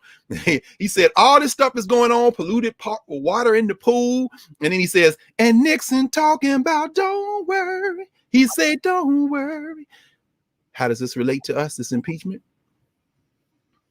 In many ways, the federal government is saying to us, and Biden talking about don't worry. He said don't worry. In other words, the illusion is that the government, federal, state, local, can solve our human problems. And that if we can just continue to focus on leadership, elected leadership, that is the central focus. That should be the central focus of our struggle to remain on this earth, to solve the problems of our people, Black and brown folk, the poor. But here's the problem. When that social structure has never been structured, it was never designed to benefit all humanity or to preserve the earth. I'm talking about the last 500 years, the modern world system, racial capitalism, however you want to frame it. Then the cultural meaning making, the movement and memory that come to support that social structure will continue to reinforce the message to not take your eyes away from the drama of an impeachment trial. And if you're going to watch it, to reinforce in your mind that if we can just get rid of this racist and lock up the people who came under the Capitol, we can then begin to get it right. No. The challenge we have out of the governance side, who are we to each other? And then connecting to other people out of that foundational question. The challenge we have is to imagine a world that's different and then work to achieve that world across the spectrum so that a Stacey Plaskett is much better to have in the Congress than if she was not there. Anita Turner will be better to have. A Cori Bush will be better to have in the legislature, in the federal legislature than not. Will a Stacey Abrams be better as governor of Georgia than the white boy that stole the election from her a couple of years ago? The answer should be yes. Reading an op-ed that she co-authored in the New York Times yesterday, talking about how to build coalition power in the South, sounded to me very much like what Julian Bond told told Kenneth Clark in 1967. However, she is not the savior. If you elect her, the governor of Georgia, that day, that night, you celebrate. It's great, sis. That morning, hello, Madam Governor, what's up with that statewide health care? Well, no, we don't want to hear that. In other words, politicians not your friends. But you're doing that and the federal, and perhaps most importantly, the thing that Julian Bond said triggered this whole thing that made ultimately them turn in a direction away was after they had Freedom Summer in 1964. And those young people and the other folks in Mississippi began to raise these fundamental questions because they had gained the trust of them by saying, look, we're here to help you. We're not here to tell you what to do. That momentum they carried into Atlantic City in 1964 when Fannie Lou Hamer sat there at the Rules Committee and said, is this America where I got to sleep with my phones off the telephone at night? She talked about getting beat at Parchment Prison. And she said, if this is America, I question America. If that is indeed what happens when you engage people at the local level and have them begin to build leadership, build community, Julian Bond tells Kenneth Clark what the Democratic Party did to black people in 1964 by making them try to compromise with Ms. Hamer and them and the Mississippi Freedom Democrats. That is what then was the straw that broke the camel's back for the young people, my comrades who risked their whole lives in SNCC. And that's when they went heavy into the black nationalism and Pan-Africanism, because they saw the limits of electoral politics and your failed system because you put your interests ahead of the interests of the people in this country. Now, why am I saying that? What does it have to do with today? The debates we're having now as to whether or not to vote, whether or not it's better to have black representatives, all those should be secondary to the grounding question of how do it free us? How do our people stay on this earth? And then you look at politicians as people you bang on to help you get resources that you've gone through your tax dollars, you've done because you living in this place that should go then into local efforts that you never stop doing. Electoral politics doesn't replace organizing. In fact, it comes after organizing and it's just a tool. At the same time, you don't ever stop your coalition politics with the borders of your little town or your city or even your state. You look at the world solidarity movements. That is a lesson from the Black Panthers. So it isn't about whether Lakeith Stanfield is a sympathetic figure, you know, whether Daniel Kaluuya did a good job portraying Fred Hampton. These are the questions of children. In other words, these are people who have been so blinded by a cultural meaning-making process that is invested in a movement and memory that is invested in a social structure that wants you never to turn away from the blinding light of founding fathers and democracy and all this other stuff that people can't really explain if you press them too hard on it. And then they eventually drop all pretense and say, yeah, well, I just didn't think, like that badge you talked about at the beginning, I just didn't think we could beat it. So I just repeat the same thing they said. No. Once we're able to ask better questions, the solutions we find, some of those solutions are as local as everybody in this room right now saying, let me first invest for my child in some very basic information about who we are. Let me find the elders in our community and say, I never thought, it never occurred to me to ask grandpa or pop or grandma or my auntie, what was she doing in 1968 and 69? And what can she tell me about what she think I should be doing right now? I'm gonna tell you right now, the solutions aren't going to be us. It's going to be those conversations and the answers to those conversations, because those solutions will be the broad concept fitted to the immediate needs. And then finally, the role of leadership seems to me, because you got to have leadership. People talking about, we don't need leaders. Yeah, no, that's not true. That's not true. You need people who people can kind of feel like, okay, I trust you. I mean, like, people trust you, Karen. Why? Because you've demonstrated you can be trusted. And then you got this in hella work ethic and a mind that can bring us together on Saturday afternoon for a couple hours. You know what I'm saying? So yeah. Oh, now everybody I can't do what you do. So leadership's role then is to help make those connections and advocate for people in places where they themselves cannot be present. In other words, literally, this is the literal meaning of the word. Not to present, but to represent, to represent, meaning this is who we are to these forces that we've got to now move. I think that's the issue. Remember, and represent. And represent. And as far as I'm gonna get this thing for these young people. I can hear you. I'm just gonna get this. And And as it relates to leadership, when you say that, you're right. I'm trustworthy. I know I'm trustworthy because I look at leadership not as a singular thing. It's not charismatic, and I think that's been part of our problem too. We're looking for somebody to save us. I want you to talk about the Judas within, not just the obvious Judi. I don't know. But the obvious Judases, the folks that come in to infiltrate for their selfish gains. But I think a lot of us carry Judas within us in our community. Mm-hmm. And these Saturday classes for me have been an awakening to be able to know everything has to be questioned. Yes, we got to check our facts on everything, and it is really taken me on a journey of rediscovery of myself. Oh, no question.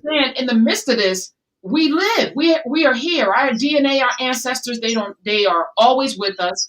Always. And have taken us on a journey. Even something like, I was talking about Robert Church this week on the show. Yes. We did a whole thing. Thank you for introducing me to this is beautiful. Then I'm reading Black Fortunes, and then I'm getting a bit. But I didn't realize that there was an insurrection or an act of terror in Memphis. Oh, yeah.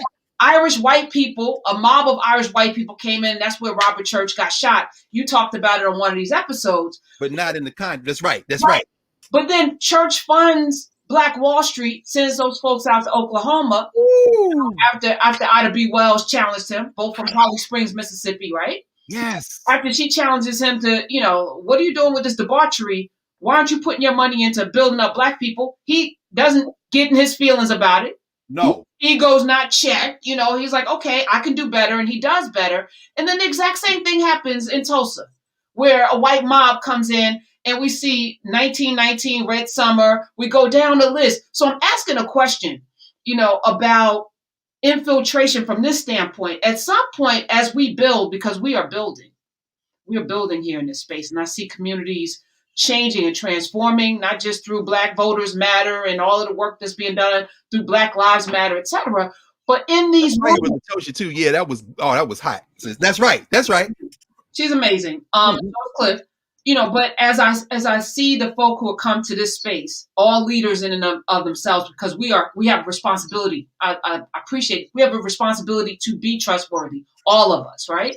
Yep. As we build, we have to also protect, because you mentioned from the beginning, the fear of the Black Messiah My God. is always going to be there, right? There is right now. COINTELPRO did not go away. They're probably watching this video right now. Hi, how are you? Hi, how are you? You can't stop all of us. Nope. Will not. That said, we have to build in, first of all, the extrication of the Judases in ourselves and in our community, but also how do we protect ourselves from white jealousy? It's just in the white fragility and white mediocrity and white failure. Because really, they always look over and oh, you're doing well. When those Black folk in Memphis, when Robert Church was building up, and they got mad, and they came in and decimated. The only thing that took them out was yellow fever. So they had a pandemic that took Robert Church was like, okay, I'm still here. Let me buy back all of this cheap property and do what I did before, rebuild. No question. But, at some point there's fatigue. We can't keep rebuilding. Right. We're remembering, we're representing. I'm tired of rebuilding. And when we build this thing again, we got to protect it that's true. And the demographics have changed, and that can be a factor. Demography isn't destiny. It doesn't mean it has to change. That's why I often say the United States is not going to be here much longer in terms of world history, because it's unsustainable. It was always unsustainable, but now the numbers are shifting. And so we can't be scared of that. It would be like being afraid of the sun coming up tomorrow. It's going to happen. The question is, what are you going to do? And so as you were talking, Karen, laying it out and talking about Robert Church and talking about the reasons they went west and Ida B. Wells is going out there, it triggered a memory. And I'm going to fight the urge to go back in the other room. It's got more books than this one, and get this biography of T.R.M. Howard. T.R.M. Howard was a surgeon, and in fact, that would then lead me to go looking for, and I'll never be able to find it now. There's a history called the History of the Knights and Daughters of Tabor.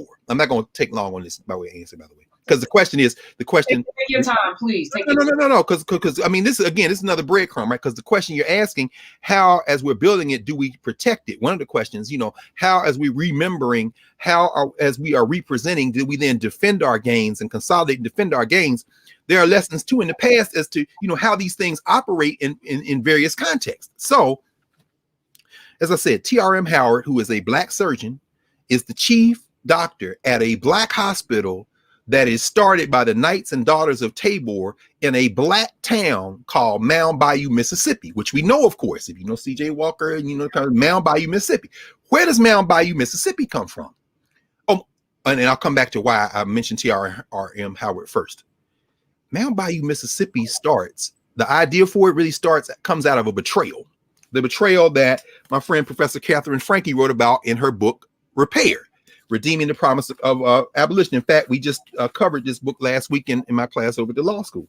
I teach this book. We read this book. And so every time I reread it, I'm fascinated with it. She's got a chapter in here called Black Governance at Davis Bend, Chapter 2.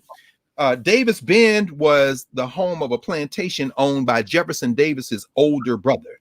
Jefferson Davis' older brother, Joseph, Jefferson Davis and Joseph Davis, they had a plantation, Davis Bend. When the Civil War jumped off, of course, the younger brother, he was younger by 24 years, was the president of the damn Confederate States of America. The older brother had a trusted African who he basically let run much of the plantation. In fact, white overseers did not like to work at Davis Bend because Davis Bend, Joe Davis felt like, the best way to have, and he was actually ironically listening to the work of Robert Owen, who is often called the father of British socialism. Robert Owen used to say, the less people are governed, the more submissive they will be to control. So what he had, these Africans are enslaved, but he basically let them have a lot of run of affairs. They even had a so-called slave court. Somebody called stealing or domestic violence or however you want to call it. They elected their own judges. The plantation overseers, the white boys, they did not like to work there because Black people could even bring them up on charges. And they'd be in front of a Black court of enslaved. So, but Davis was only doing this so he could make that money. When the war jumps off, Davis got to flee. Black people on the plantation is like, yeah, damn that, bye-bye. They tear up the house, take all the stuff out, do what they want to do. But Benjamin Montgomery is the guy he trusted among the enslaved. Benjamin Montgomery actually contracts to run a little store on the plantation. He takes the proceeds from the store. He buys out from Davis the right for his wife not to have to be in the field. She ends up running this kind of thing. And so, long story short, they have a child, Benjamin Montgomery and his wife. They have a child, Isaiah. Isaiah becomes like a little apprentice to Ben Davis. And when the war jumps off and the Union Army come down there granting these boys, he becomes a kind of aide de camp to one of the commanders. So Isaiah learns how to read. He learns how to do all this stuff. Then the war is over. The government hears the betrayal. Damn federal government. When Julian Bond tells Kenneth Clark, we saw that betrayal in Atlantic City. The Democrats is like, they picked themselves over us. And that's why the Black people in SNCC was like, yeah, okay, we see you. Hey, that's the betrayal that goes on every time. After the Civil War, the federal government under Andrew Johnson, and you can't put all this off on Andrew Johnson anymore than you put it all off on Donald Trump. They give the land back to the plantation owners and sell the Black people out in the South, locking them into debt peonage, virtual wage slavery for another 100 years and beyond to this day, as Deontay Wilder might say. But as that happens, Isaiah Montgomery, father's dead now. Joe Davis said, I'm never coming back. Why don't you buy this plantation from me? So Montgomery enters a $300,000 note, and he's paying interest on the note to the old man. The old man dies. The family decides, damn that, y'all niggas. And in Mississippi, we passed the black codes anyway. You can't own property. Kick them out. The old man dies. One of the reasons why they might not have been able to continue those payments anyway. There's a book by Kenneth Marvin Hamilton called Black Towns and Profit, Promotion and Development in the Trans-Appalachian West, 1877 to 1915. This is fascinating because like Tulsa, Black Wall Street, Nicodemus, Kansas, the Oklahoma Black Towns, and there's a book on the all Black towns of Oklahoma. I won't be able to find that, put my hands on it. But even Mound Bayou, you know Hamilton's argument? Hamilton's argument is that wasn't necessarily race pride. That was these people saying they're going to kill us in these other places and we will get the hell out of here and we'll do these all black towns. And some of them were led by black people who had already formed a small black elite and they was making a killing. So what ends up happening is the young Isaiah Montgomery sees the betrayal. Part of the reason that they couldn't keep up the payments in the same way was the Montgomery family started buying horses and carriages and buggies. They tried to buy another plantation. They had black servants working. I mean, so there's this class thing working out. Isaiah Montgomery's like, damn that, we out. Found Mound Bayou, all black town. Booker T. Washington came and spoke. It's a great thing.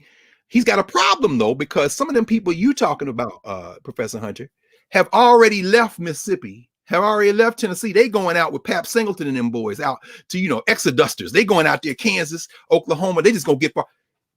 Montgomery, the youth, Isaiah, now a man, goes out there to try to recruit some of them to come back. Well, y'all can have the black thing here. They like, nah, Chief, I don't know about that. But when he finally puts together the parcels, which are near the railroad, being on railroad, with not being on, but the railroad that's why Mound Bayou can prosper. Some of them do come back. They do begin to go there, but it isn't because of rah-rah race pride, Pan-Africanism. No, this is about creating a place where we can profit, we can build. One of the things they build, Knights and Daughters of Tabor, eventually, is that hospital. They recruit TRM Howard. He becomes the chief doctor at the hospital. He's one of the richest men in town in the state of Mississippi. And when young Emmett Till is killed, and they put those white boys on trial and they let them go. Oh, by the way, you see, they let go them white police that beat up that old white man in Buffalo. Same thing they did with Fred Hampton and them. They convened a grand jury and cleared the police immediately. Well, hell, that's what Buffalo, and that's what we know. In fact, that's why I don't trust that they're gonna let Derek Chauvin go in Minnesota. Mark my words. But anyway, distractions. Do not get distracted because, we didn't get justice. No, justice would be bringing people back to life. And just like Bill Haas says, when Mom and Jerry was like sitting in the hospital saying they killed my husband, and looked at him and said, what can you do? And he looked at her and said, I can't bring Fred back to life. See, there won't be no justice. Anyway, when Emmett Till's mother came down there for the trial, every night when the trial was over, she was driven back to Mound Bayou, to the home of TRM Howard, because them Negroes was strapped in an all-black town, and they were saying to the Klan, bruh, come on out, let's dance.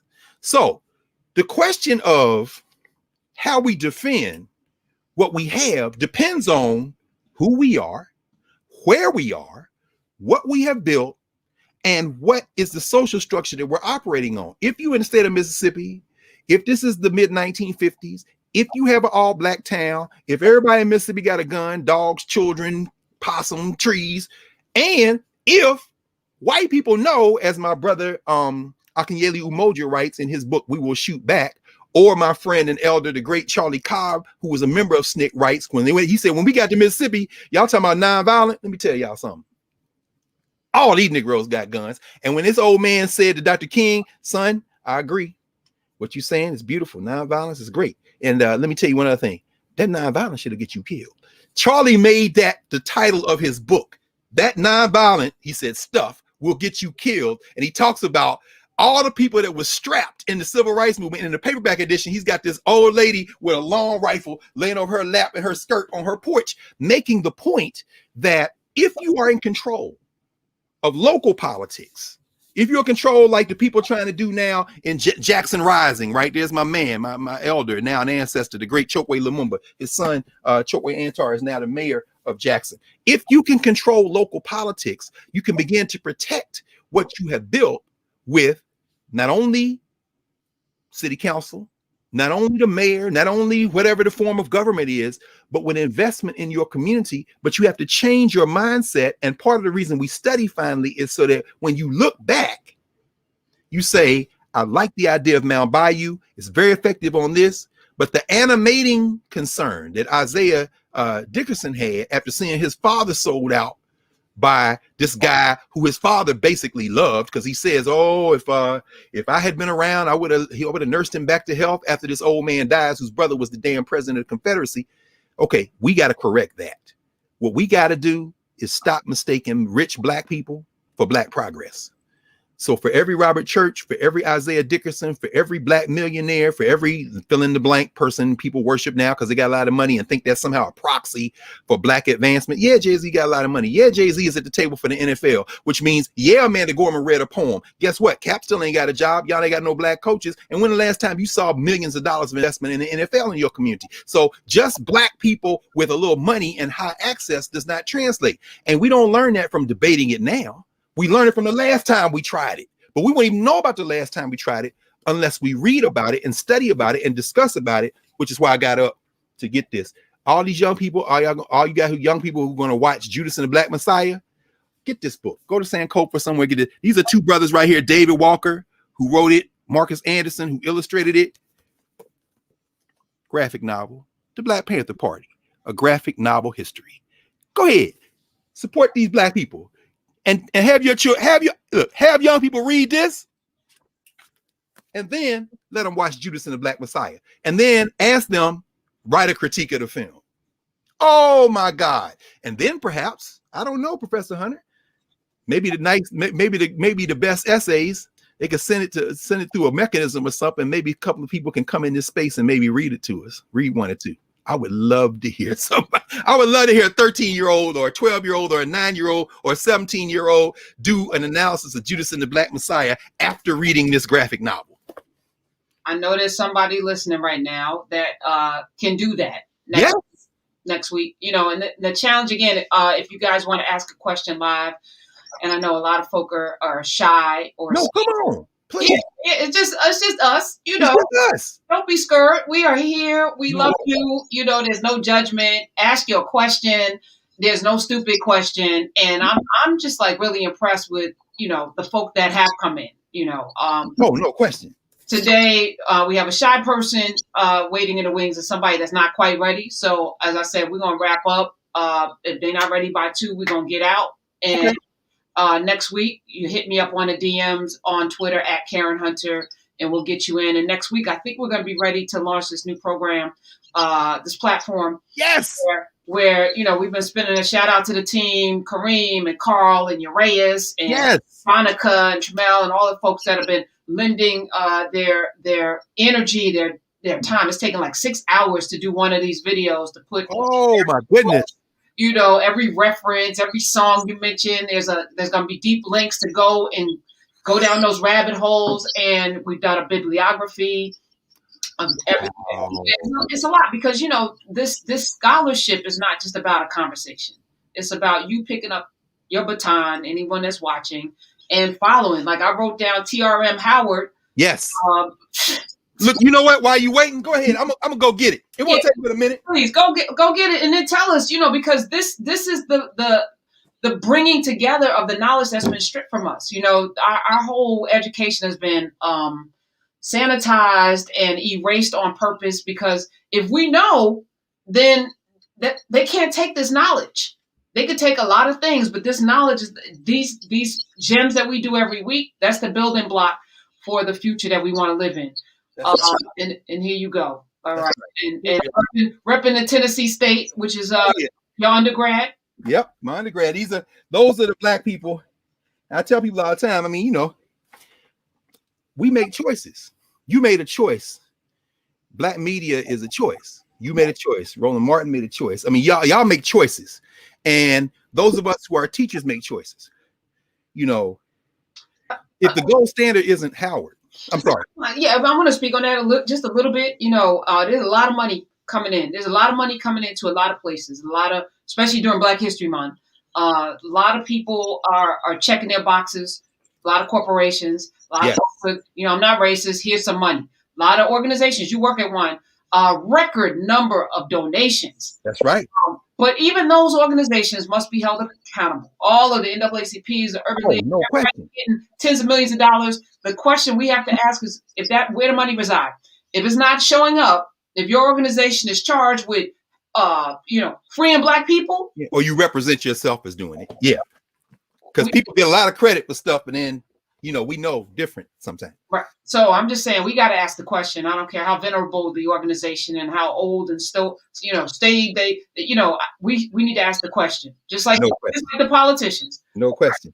It's right. No. You're right. And it's funny you say that because, like you say, I mean, those black folk who trained, our generation, many of them had a different perspective than even we do. I mean, they lived through the lost cause. The faculty that trained me at Tennessee State, man, those cats were, they knew that. And we've talked about that. If y'all go back and look at the discussion we had around Wilmington, 1898, now people are talking about Wilmington as a magnificent new documentary. There's a lot of work, scholarship. There's a book out. People, but H. Leon Prather was trapped by Jim Crow into the black colleges. Helen Edmonds, is there, and they're writing and discussing and training. And more importantly, more importantly, they're training students. So when you see us, when we see each other, we're looking at those who brought us into it. And so people say, like I said, with the question and answer, or not even question and answer, with the discussion, when y'all coming in the conversation, please understand that everybody's an expert on what they know. And it's only together we can do this. The idea of individuals, that's not impressive. It's not impressive. I mean, we all have different abilities, gifts, but collectively we have a collective resource. And so, let me just do this very quick. This is what I was talking about. TRM, look, there he is with Miss Till. I'll show y'all the picture in a minute. TRM Howard, doctor, entrepreneur, civil rights pioneer, David and Linda Royster Beto, forward by Jerry Mitchell, with afterward by the authors, Independent Institute. There's the picture, right? Look, there goes Miss Till right there. You see? September 1955, witnesses and guests posed in the courtroom after the acquitted. But there's Dr. Howard right there. She's standing in my house. You see where his hand is? That's right. Let's be clear. See, Mamie Till, where's she gonna stay if we don't control no institutions? Y'all know what? Mose Wright had to get the hell out of Mississippi after he pointed his finger at them white boys and uttered one of the two most powerful words put together, one of the most powerful phrases in American history in this social structure, by an African. I always say there are 5 words that I always think about that are so powerful. 3 by a woman, 2 by a man. Fannie Lou Hamer, I Question America, and Mose Wright, when they asked, do you see the killers of your nephew in this courtroom? He pointed over and said, Darhy. I said, let me tell you something. You say that, you better have some cat strap. Because then white boys will put a target on your back. Nigga, you better not never testify. Please understand. That's why when I saw Philando Castillo's mother, ooh, that was a moment of alchemy. I love that sister. I ain't never met her. Roland had her on the show and I was able to tell her, Valerie Castillo. She was sitting in her car. She did that Facebook Live. If y'all ain't never seen it. Because, she's in Minnesota, but it's that Southern twang. Them Mississippi Negroes and Texas Negroes, that's all up in Minnesota. That's that George Floyd and them in up there. The police killed my son. And I'm going to tell y'all right now, no, it ain't no justice. And no, I ain't going to be quiet. No, I ain't talking about. And it was so beautiful. I don't use the word eloquent because eloquence is a word that really describes the type of speech that sounds good. What it really was what the ancient Egyptians call it, medu neter, which means good speech. It was good speech. And I'm saying, if you're going to talk like that, you have to have institutions. You have to have institutions. And you have to always, finally, to the Judas within that you were talking about, Karen. The Judas isn't always without, as we know.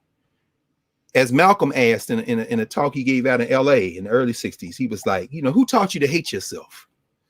A great deal of this has to do with the desire. Roland always talks about this, of white approval.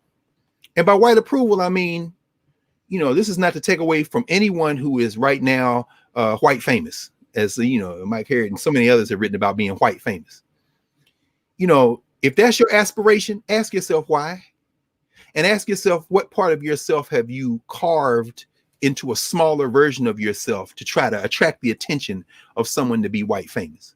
And don't assume that because you've done that you can't restore yourself to your full humanity, but it may cost you this. It may cost you the thing that you thought you wanted. Because what I found over and over again is that people who want that recognition, when they get it and they eventually get sold out, or then they black as hell. You know, and when they get black as hell, we have to be able to say, come on back. But you won't do, you're not coming back as the leader of this. No, you come on back in the room, but what you're not going to do is come run that same game you was running last week till they pulled that crossover on you here and expect us to come with you. We tried to tell you before you left. I love it. I love it. Okay, let's bring in Jacqueline. Jacqueline is here from the DMV area. Military person has been welcome. That's my sister, Jacqueline.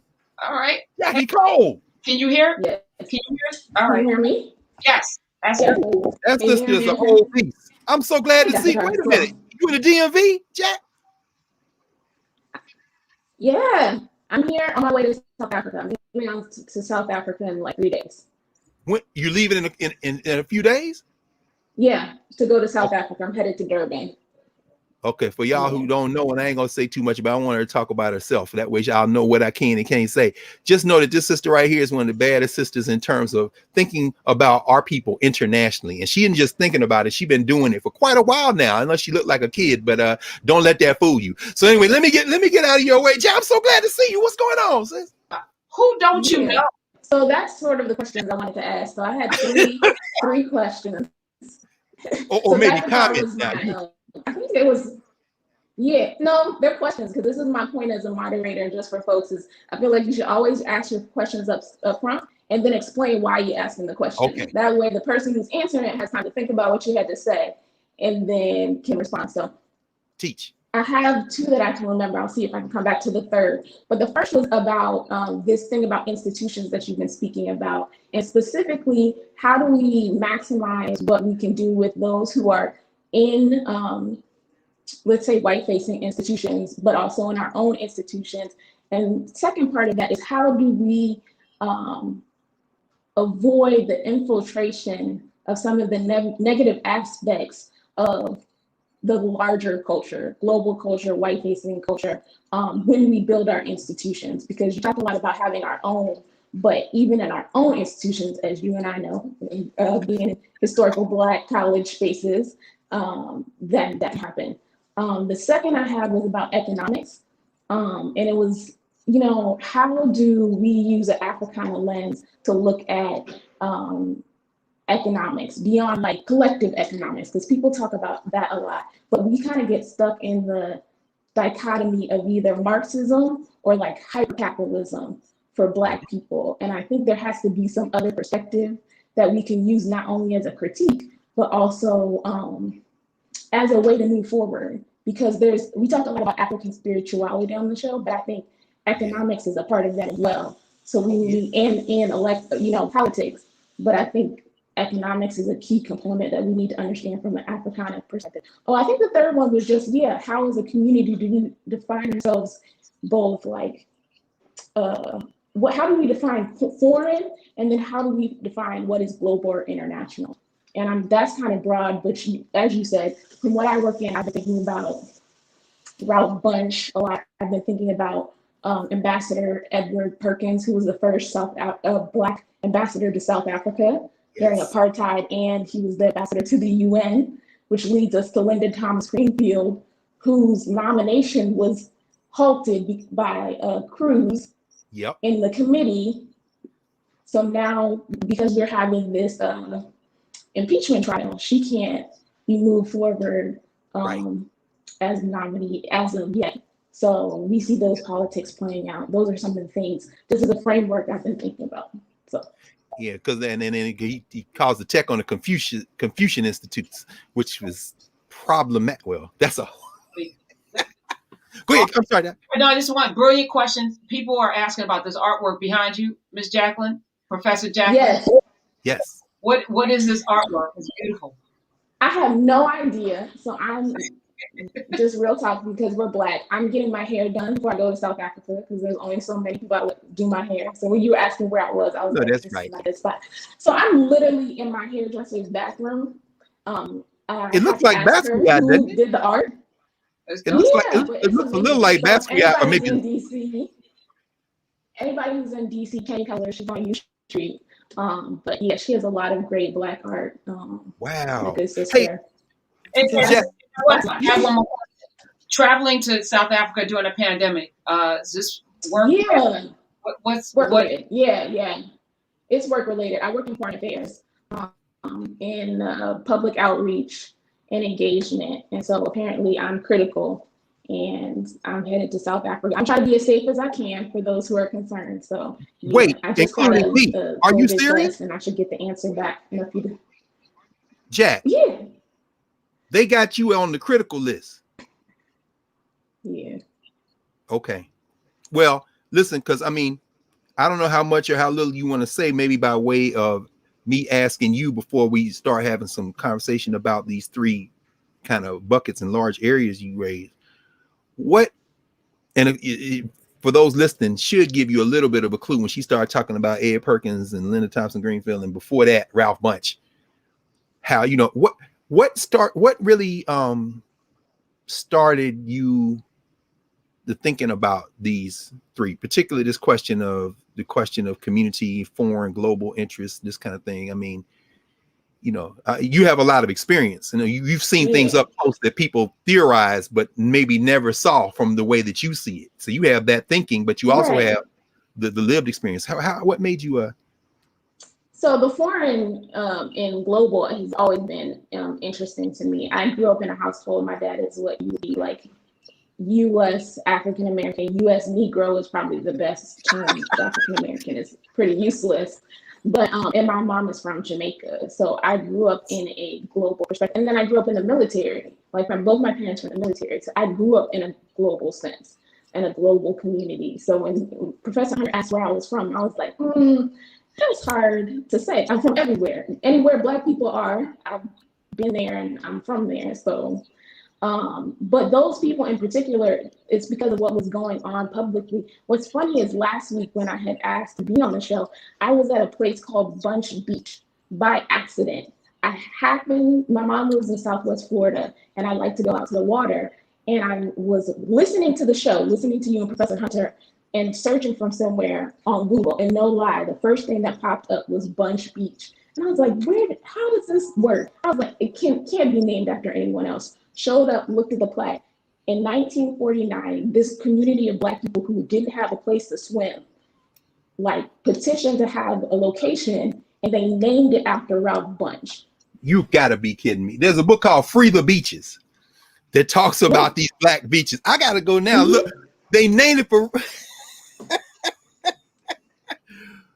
but Bunche is Negro.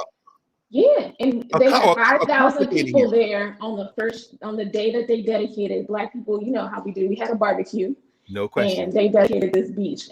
So yeah, which was crazy because when I was there, I was the only Black person on that beach, and probably the only one who knew who Ralph Bunche was. But well, yeah, I mean, in addition to, you know, obviously being a graduate of Howard, you know, your career, I think, in many ways, you know, you really have insight in terms of not only what Bunche may have set out to do, how he then maybe either course corrected or was forced out of that and found himself being used, as you know better than I do, in the Congo, you know, Palestine, you know. But for your generation, I guess, what would you put yourself in terms of international affairs and state? Maybe third, fourth generation, maybe now.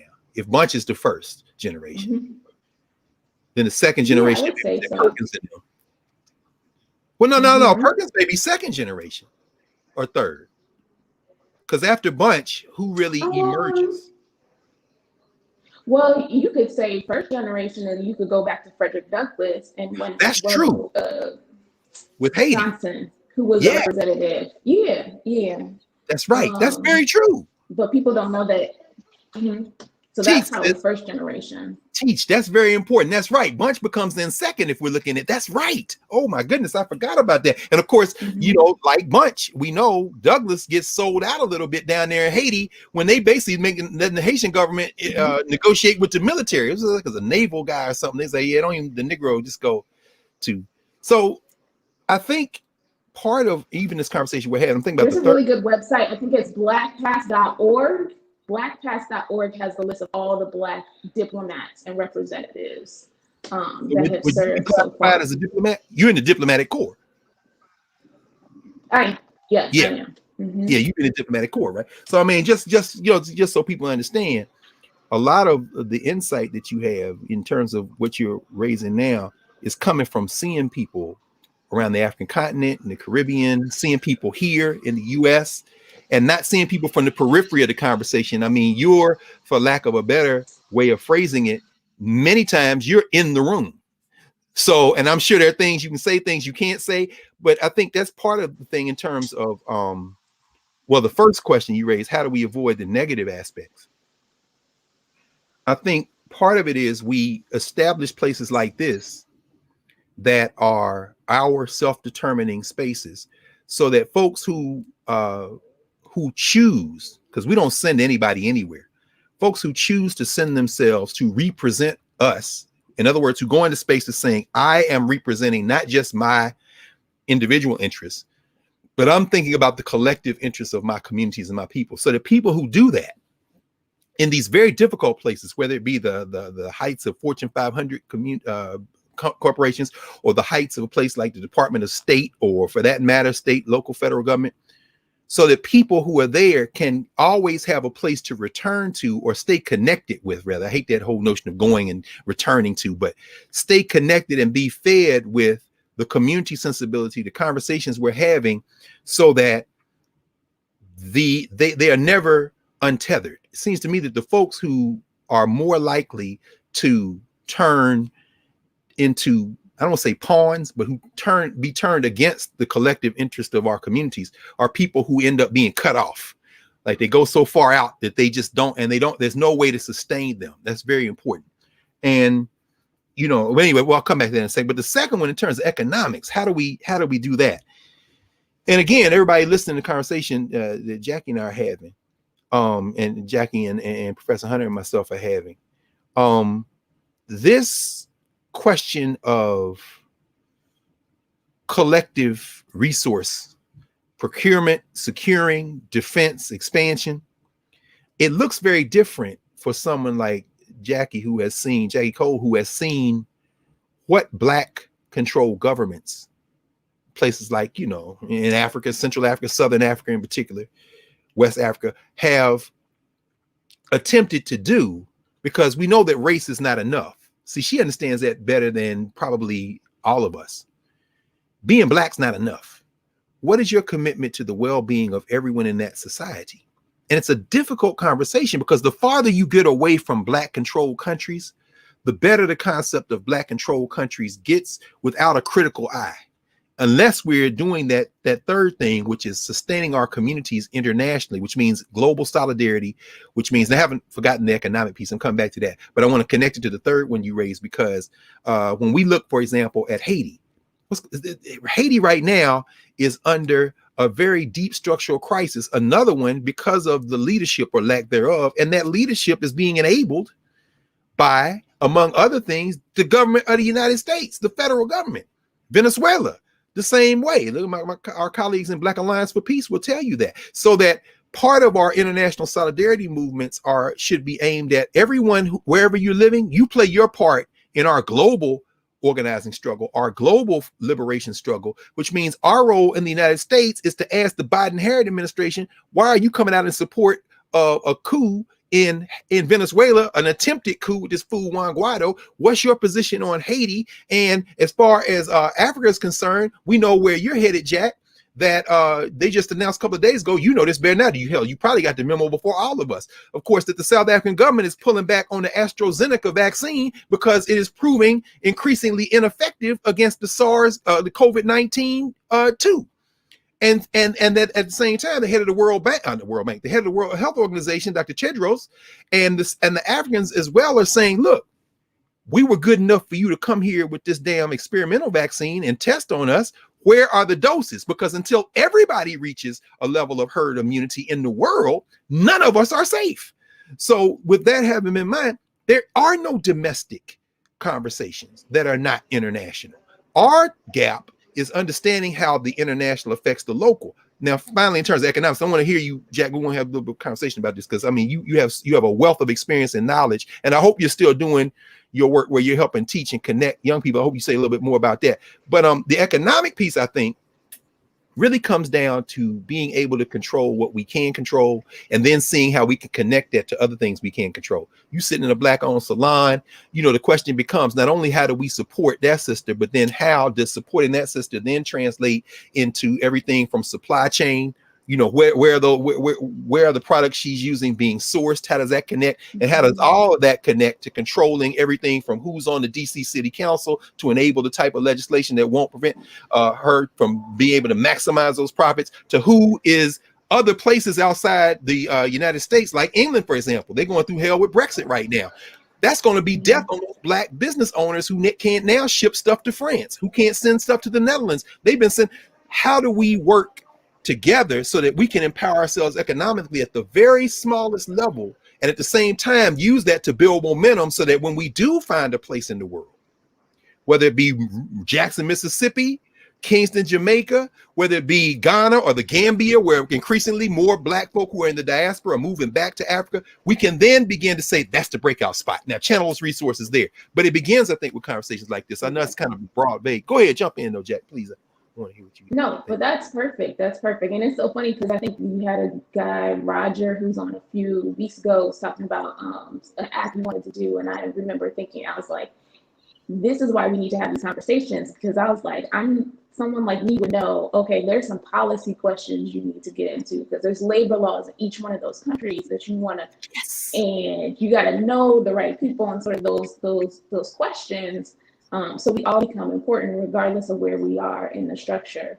And it's interesting that you bring up, you know, funnel resources to different areas, because yeah, my PSA to anyone, because there's not a lot I can say in my public capacity. Sure. But it's like, get your passport. Please Come get on, your Jack. passport. Even Tell if you're them like again now. traveling now. Yo, you got some extra stimulus money, something tax money coming in, get your passport. And personal side, this is my personal opinion, and what I'll tell you what I'm doing. I'm working, and I had to really work on my mother to get the documents I needed to get dual citizenship, because I was like, why not? Why not have a passport from Jamaica and Why have not, access Jack? to be able? Why not? Yeah. Wait a minute, And I don't want to interrupt you. then- I want you to keep going, but before you continue, particularly you young people listening, would you please again, Jack and Cole, tell them again about the passport and the dual citizenship if you can get it. I suspect there's more than one person listening who could do that. Could you just reiterate that before you continue? Get your passport, because you never know when you will need to travel, and you do not want to be waiting to be able to do that. And you need it to get into Mexico and Canada. So right. do that at the very least. But, you know, there are a lot of benefits to dual citizenship, and there's some concerns that people have. I think most of those concerns for people I know who are dual citizens can be mitigated. I will tell you, the State Department says, what I'll tell you is what I know is that the State Department, if you went on its website, would say there are issues with dual citizenship in terms of what level of assistance you can get. I can say I've never seen that happen in practice. Okay, so that's important. Why someone would argue that is a question of, you know, the governance structure versus the how about that? Right? But from and my perspective, the conversations I have with my family is like, I want as many options as possible. That's what rich white people are doing every day. No, so no why question. shouldn't I have those options available to me?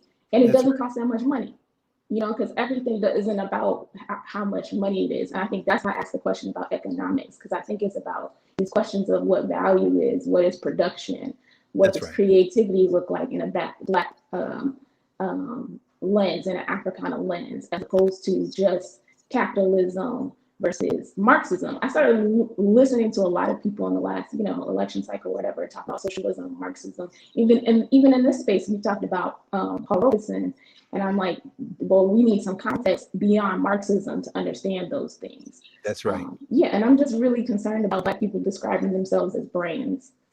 That too, like as people who people have literally been branded, who are literally commodities. Commodifying yourself is an interesting place to be in 2021. You know, I'm glad you raised that too, Jack, because I know you've seen this up close too. Charlie Cobb, of course, we're talking about from SNCC. When SNCC made that move, some of them and traveled abroad and spent a lot of time in Africa. One of the places they landed for a long time was Tanzania. And Charlie Cobb wrote an essay in Black World magazine. It was 1967. It's called Notes on Returning Home. And what he said was, what he saw was that there are Black folk all over the world who, first of all, he said, there's a Black elite, kind of petty bourgeois class everywhere you go. Don't assume that means that they are Pan-Africanists. He said, however, what I'm noticing as well is that some of these Black people know each other, meaning that while we're talking about Pan-Africanism, there are people who are Black, who look like us, who are talking about it too, but they're talking about it from let us profit together and maintain our status. Mm-hmm. And I know every time I'm going to the continent, it's fascinating to watch how class still operates. And that's not what you're talking about, is it? I mean, just this collective advance of this handful of Black people who know each other. How do we get out of that so that people who, most of our people never travel, which is why I wanted particularly those young people to hear. And plus, when you respond in a second, I also want you, if you have it off the top of your head, how much generally you talking about to get a passport. And I'm thinking most people, until my mother, till we went to Egypt about 10 years ago, my mother hadn't been to Africa. I mean, and she's the vast majority of our people the people who travel usually think that they need a certain amount of means and things like that. But how do we get out of that notion that just that small group of Black people, like the ones who gathered in Ghana during the year of return and partying on the beaches and stuff, that's not what we talking about. I don't know. It's not Instagram travel photos. Not that there's anything wrong with that, because it inspires people, right? But but like, what are you doing in those spaces when you show up there? And where's your money going, right? Are you going to Black-owned institutions in those spaces, which are few and far between, but that are available? That is a great question. I mean, I literally had that conversation in multiple continents with people who, the irony is there are people that know each other across those spaces, but will still say that their economic or political structures are localized to the country they're from. And my argument is always like, I've had this conversation in Cabo Verde, I've had this conversation in Lisbon, I've had this conversation in Washington, had this conversation in Miami, I had this conversation in Kingston, the exact same conversation. So y'all can't be like just these little places. Y'all all are connected. And 6 degrees of separation, I could probably connect you to each other, which we could also do historically, right? One of the other things that, just a quick aside, that you asked me what brings this up in me, I had to get out of Clubhouse because I was having arguments with people who were ADOS. I was just like, I don't understand. Does not make any sense. You can't quote Malcolm X to me. You can't talk about how important Cicely Tyson is, and they're both Caribbean descent. Right. Like, we never stopped moving. We've never stopped moving. Ooh, so that should be on a t-shirt. Holding us in these boxes. We never stop moving. That's right. You holding us in, like, we are a living movement. We are a living movement. So you holding us in these boxes is just decreasing the creativity that you can have about looking at who has the human resources, who has the physical resources, who has the infrastructure we need, so that you can think about these things long term. And it's not just, how do I make a couple dollars here? How do I make a couple dollars there? It's like you're saying, we got to think about institution building. And that is, whether, we have a long history in the academic space, but we need to start building those in economic spaces too. And as you said, the supply chain, because we're getting in situations where I saw this in Howard. It always used to frustrate me that we're always comparing ourselves to a white standard, right? Yes. So we're comparing ourselves to the Harvards or whatever, and then against other HBCUs. And as long as we're better than that, we're doing well, right? I love Howard to my heart. If somebody asked me where I was from, I would probably say Howard before anything else, right? I am from the Mecca, so it's just a reality about how we look at institutions. And I think we have to stop looking at the white standard, because there are real problems in our economic system, in our supply chain, about how we see that in the pandemic. We couldn't get PPE because it was all coming from China. So if you're setting up a business as a Black person and you're like, you're gonna go down that same road, like use the Africana lens to say, how can I look at this differently? How can I come up with a different option? That's right. That And we gets can't. us more free, gets me personally more free, but gets other people more free. That's right. You know what? And buttresses me against all the other issues that I see are problematic in what's around me. That's what I was going to ask you in terms of leadership. And then again, for folks who are watching our conversation and thinking, particularly young people who are looking at you and saying, I don't get everything she says, but I get enough of it to want to know more about. What are you doing? Is this what leadership looks like for those of us who choose to represent, as we say, the rest of us in this space? Oh, it's almost time, huh? You got oh, she gotta go. So yeah, she making sure. She telling them she gotta get her here. Listen, while she's listening, Jackie Cole is one of the most talented young people we have. I'm just letting y'all know. Oh, she can hear. I forgot. Damn, she put on mute so you can hear. Anyway, all right, that way.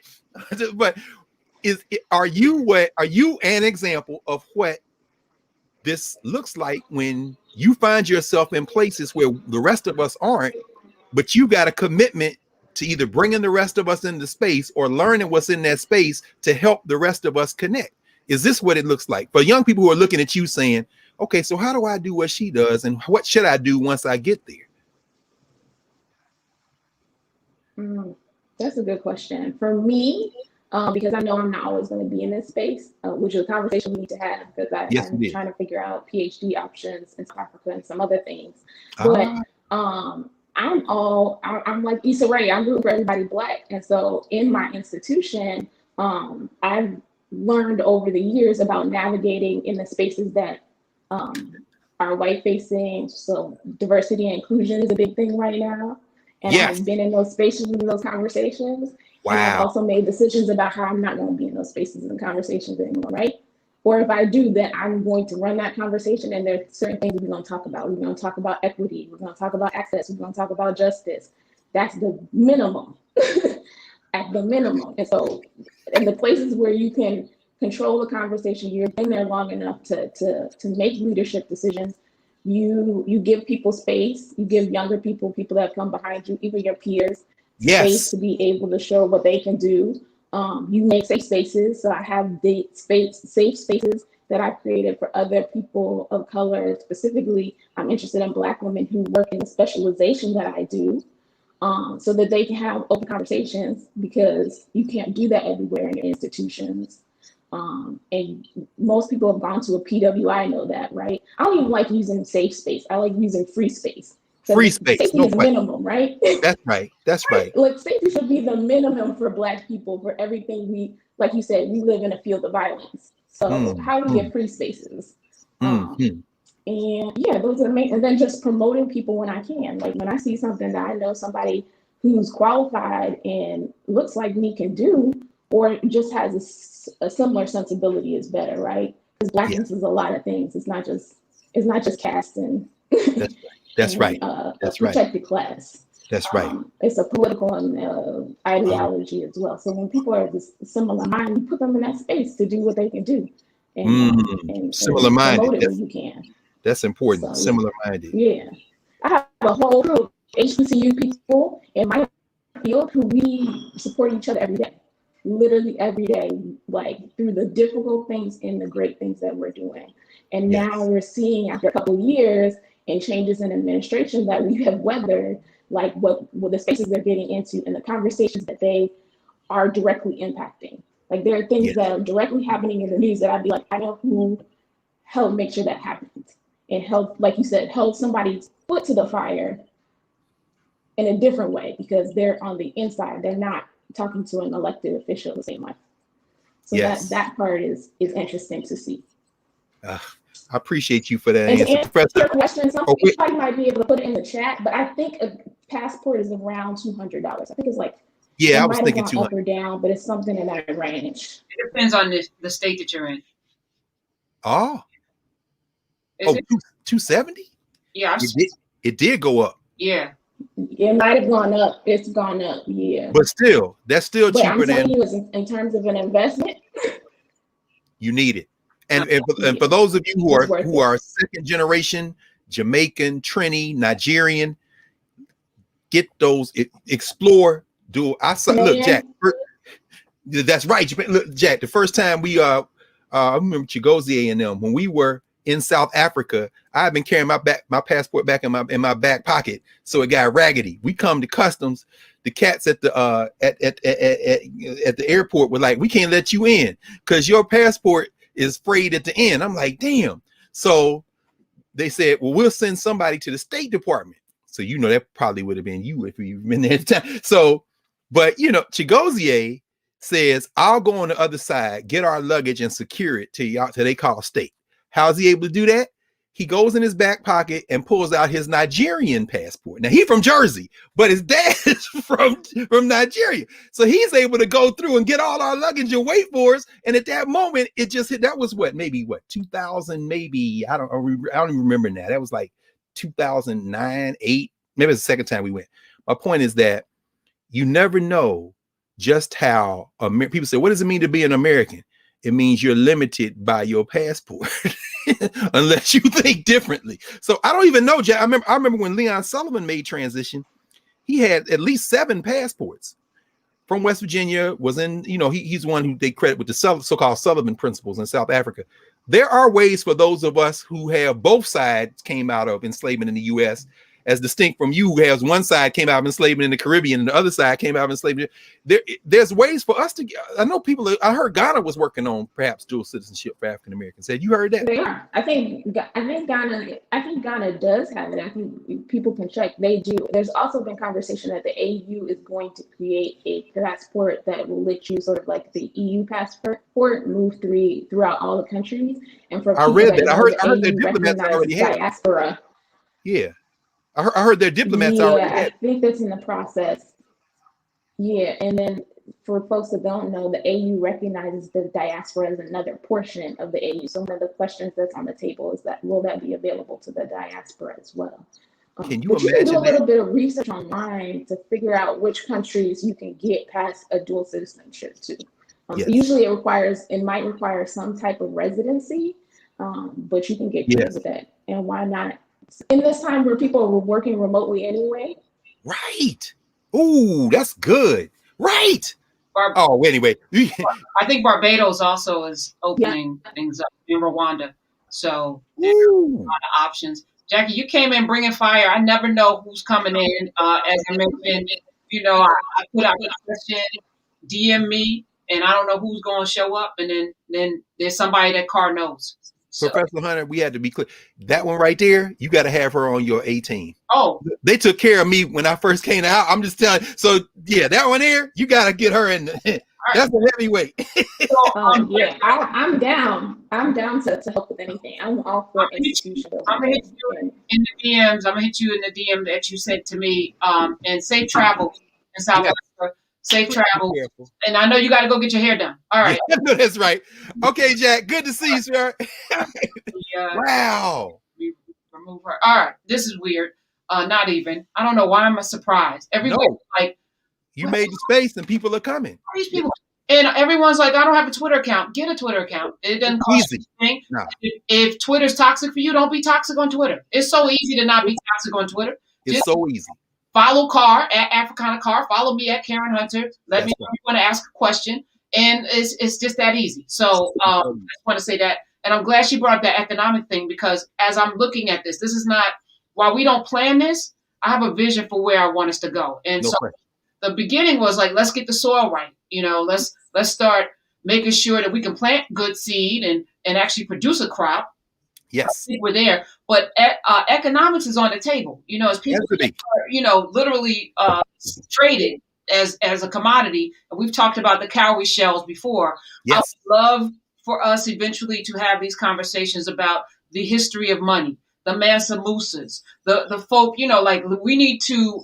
How did Africans trade? We talk about Swahili being a trade language. What was the value in Africa and in the different countries? And before they were countries, the different peoples, how did they, go back and forth with money? Because how we used to do it is how we can all, it's like you said, we have to remember, how did we do this in the past? And as we move forward, I just had a conversation with Sinclair Skinner, another Howard alum, Yeah. dear brother, Yes. Mari, for this space that we've created called Narrative, that we'll talk about next week. Yes. We did a session on cryptocurrency 101. Terry Egioma 101, how to trade a stock. Yes. Octavia Johnson 101. Here's why you need patents and intellectual property. She's a patents intellectual properties attorney. Oh, yes, yes. I have a lot of money people coming to give foundation so that we, because I agree with Sister Jackie, we need to get this economic power together and figure out how to both boycott, meaning spend our money with people who are rocking with us. I'm looking at AT&T.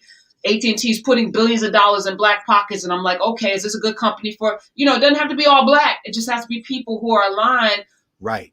The freedom of black people. Right. So, let's be smart. Let's be strategic. Yes. Yes. Okay. I got my notes on this too, because okay. Yeah. There's a couple of good books, and there's one called Blood and Money, and there's another one called Fistful of Shells. I mean, well, anyway, that's a whole lot. The short of it is that, the quick and dirty is that when we entered this field of violence, this capitalist field of violence over the last 500 years as property, the thing that was being extracted out of Africa was human capital first. At the same time, it displaced the means of transactions continent-wide. There was no global, there's no continent system, but in taking us out, what was returned was not the proxy for human value. So silver out of Mexico, gold out of wherever, including Africa, those commodities were then used to build the international capitalist system and exclude Africa at the same time. So the idea that Africa could somehow catch up when literally you and I are the products of those who were traded for the gold, traded for this, and then they brought back, what they bring back to Africa? Guns, rum, glass bead. No way, we're not gonna include you in the international system of finance. Now, later on, we will then come back to extract material resources for you. That's the direct colonialism.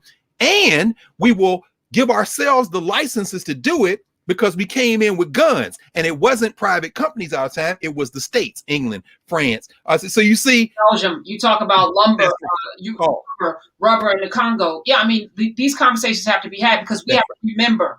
We have to remember, not only were our bodies, our black bodies, bought and sold, not only were we branded, and when she said that we want to be brands, right? Come on, let's remember that too. Yes. But now as we move forward, the power in how we commodify the movement. You talked about the money drying up. That should never happen. We sit here every Saturday, and I appreciate all the folk that donate. You don't want you to take this, and you want Cashapp or whatever. When we launch this next thing, you must bring 5 more people in, so that we can build the think tanks that we need. We can build the infrastructures for publishing houses and support the folk that are out there. Everything. Doing the documentaries, the next Eye on the Prize series, the next the next graphic novel. We have to be our own, like you were talking about Carter G. Woodson and those young people putting 5 on it, those children putting 5 question. This has to be the way. That's how he built it. To freedom. That's right.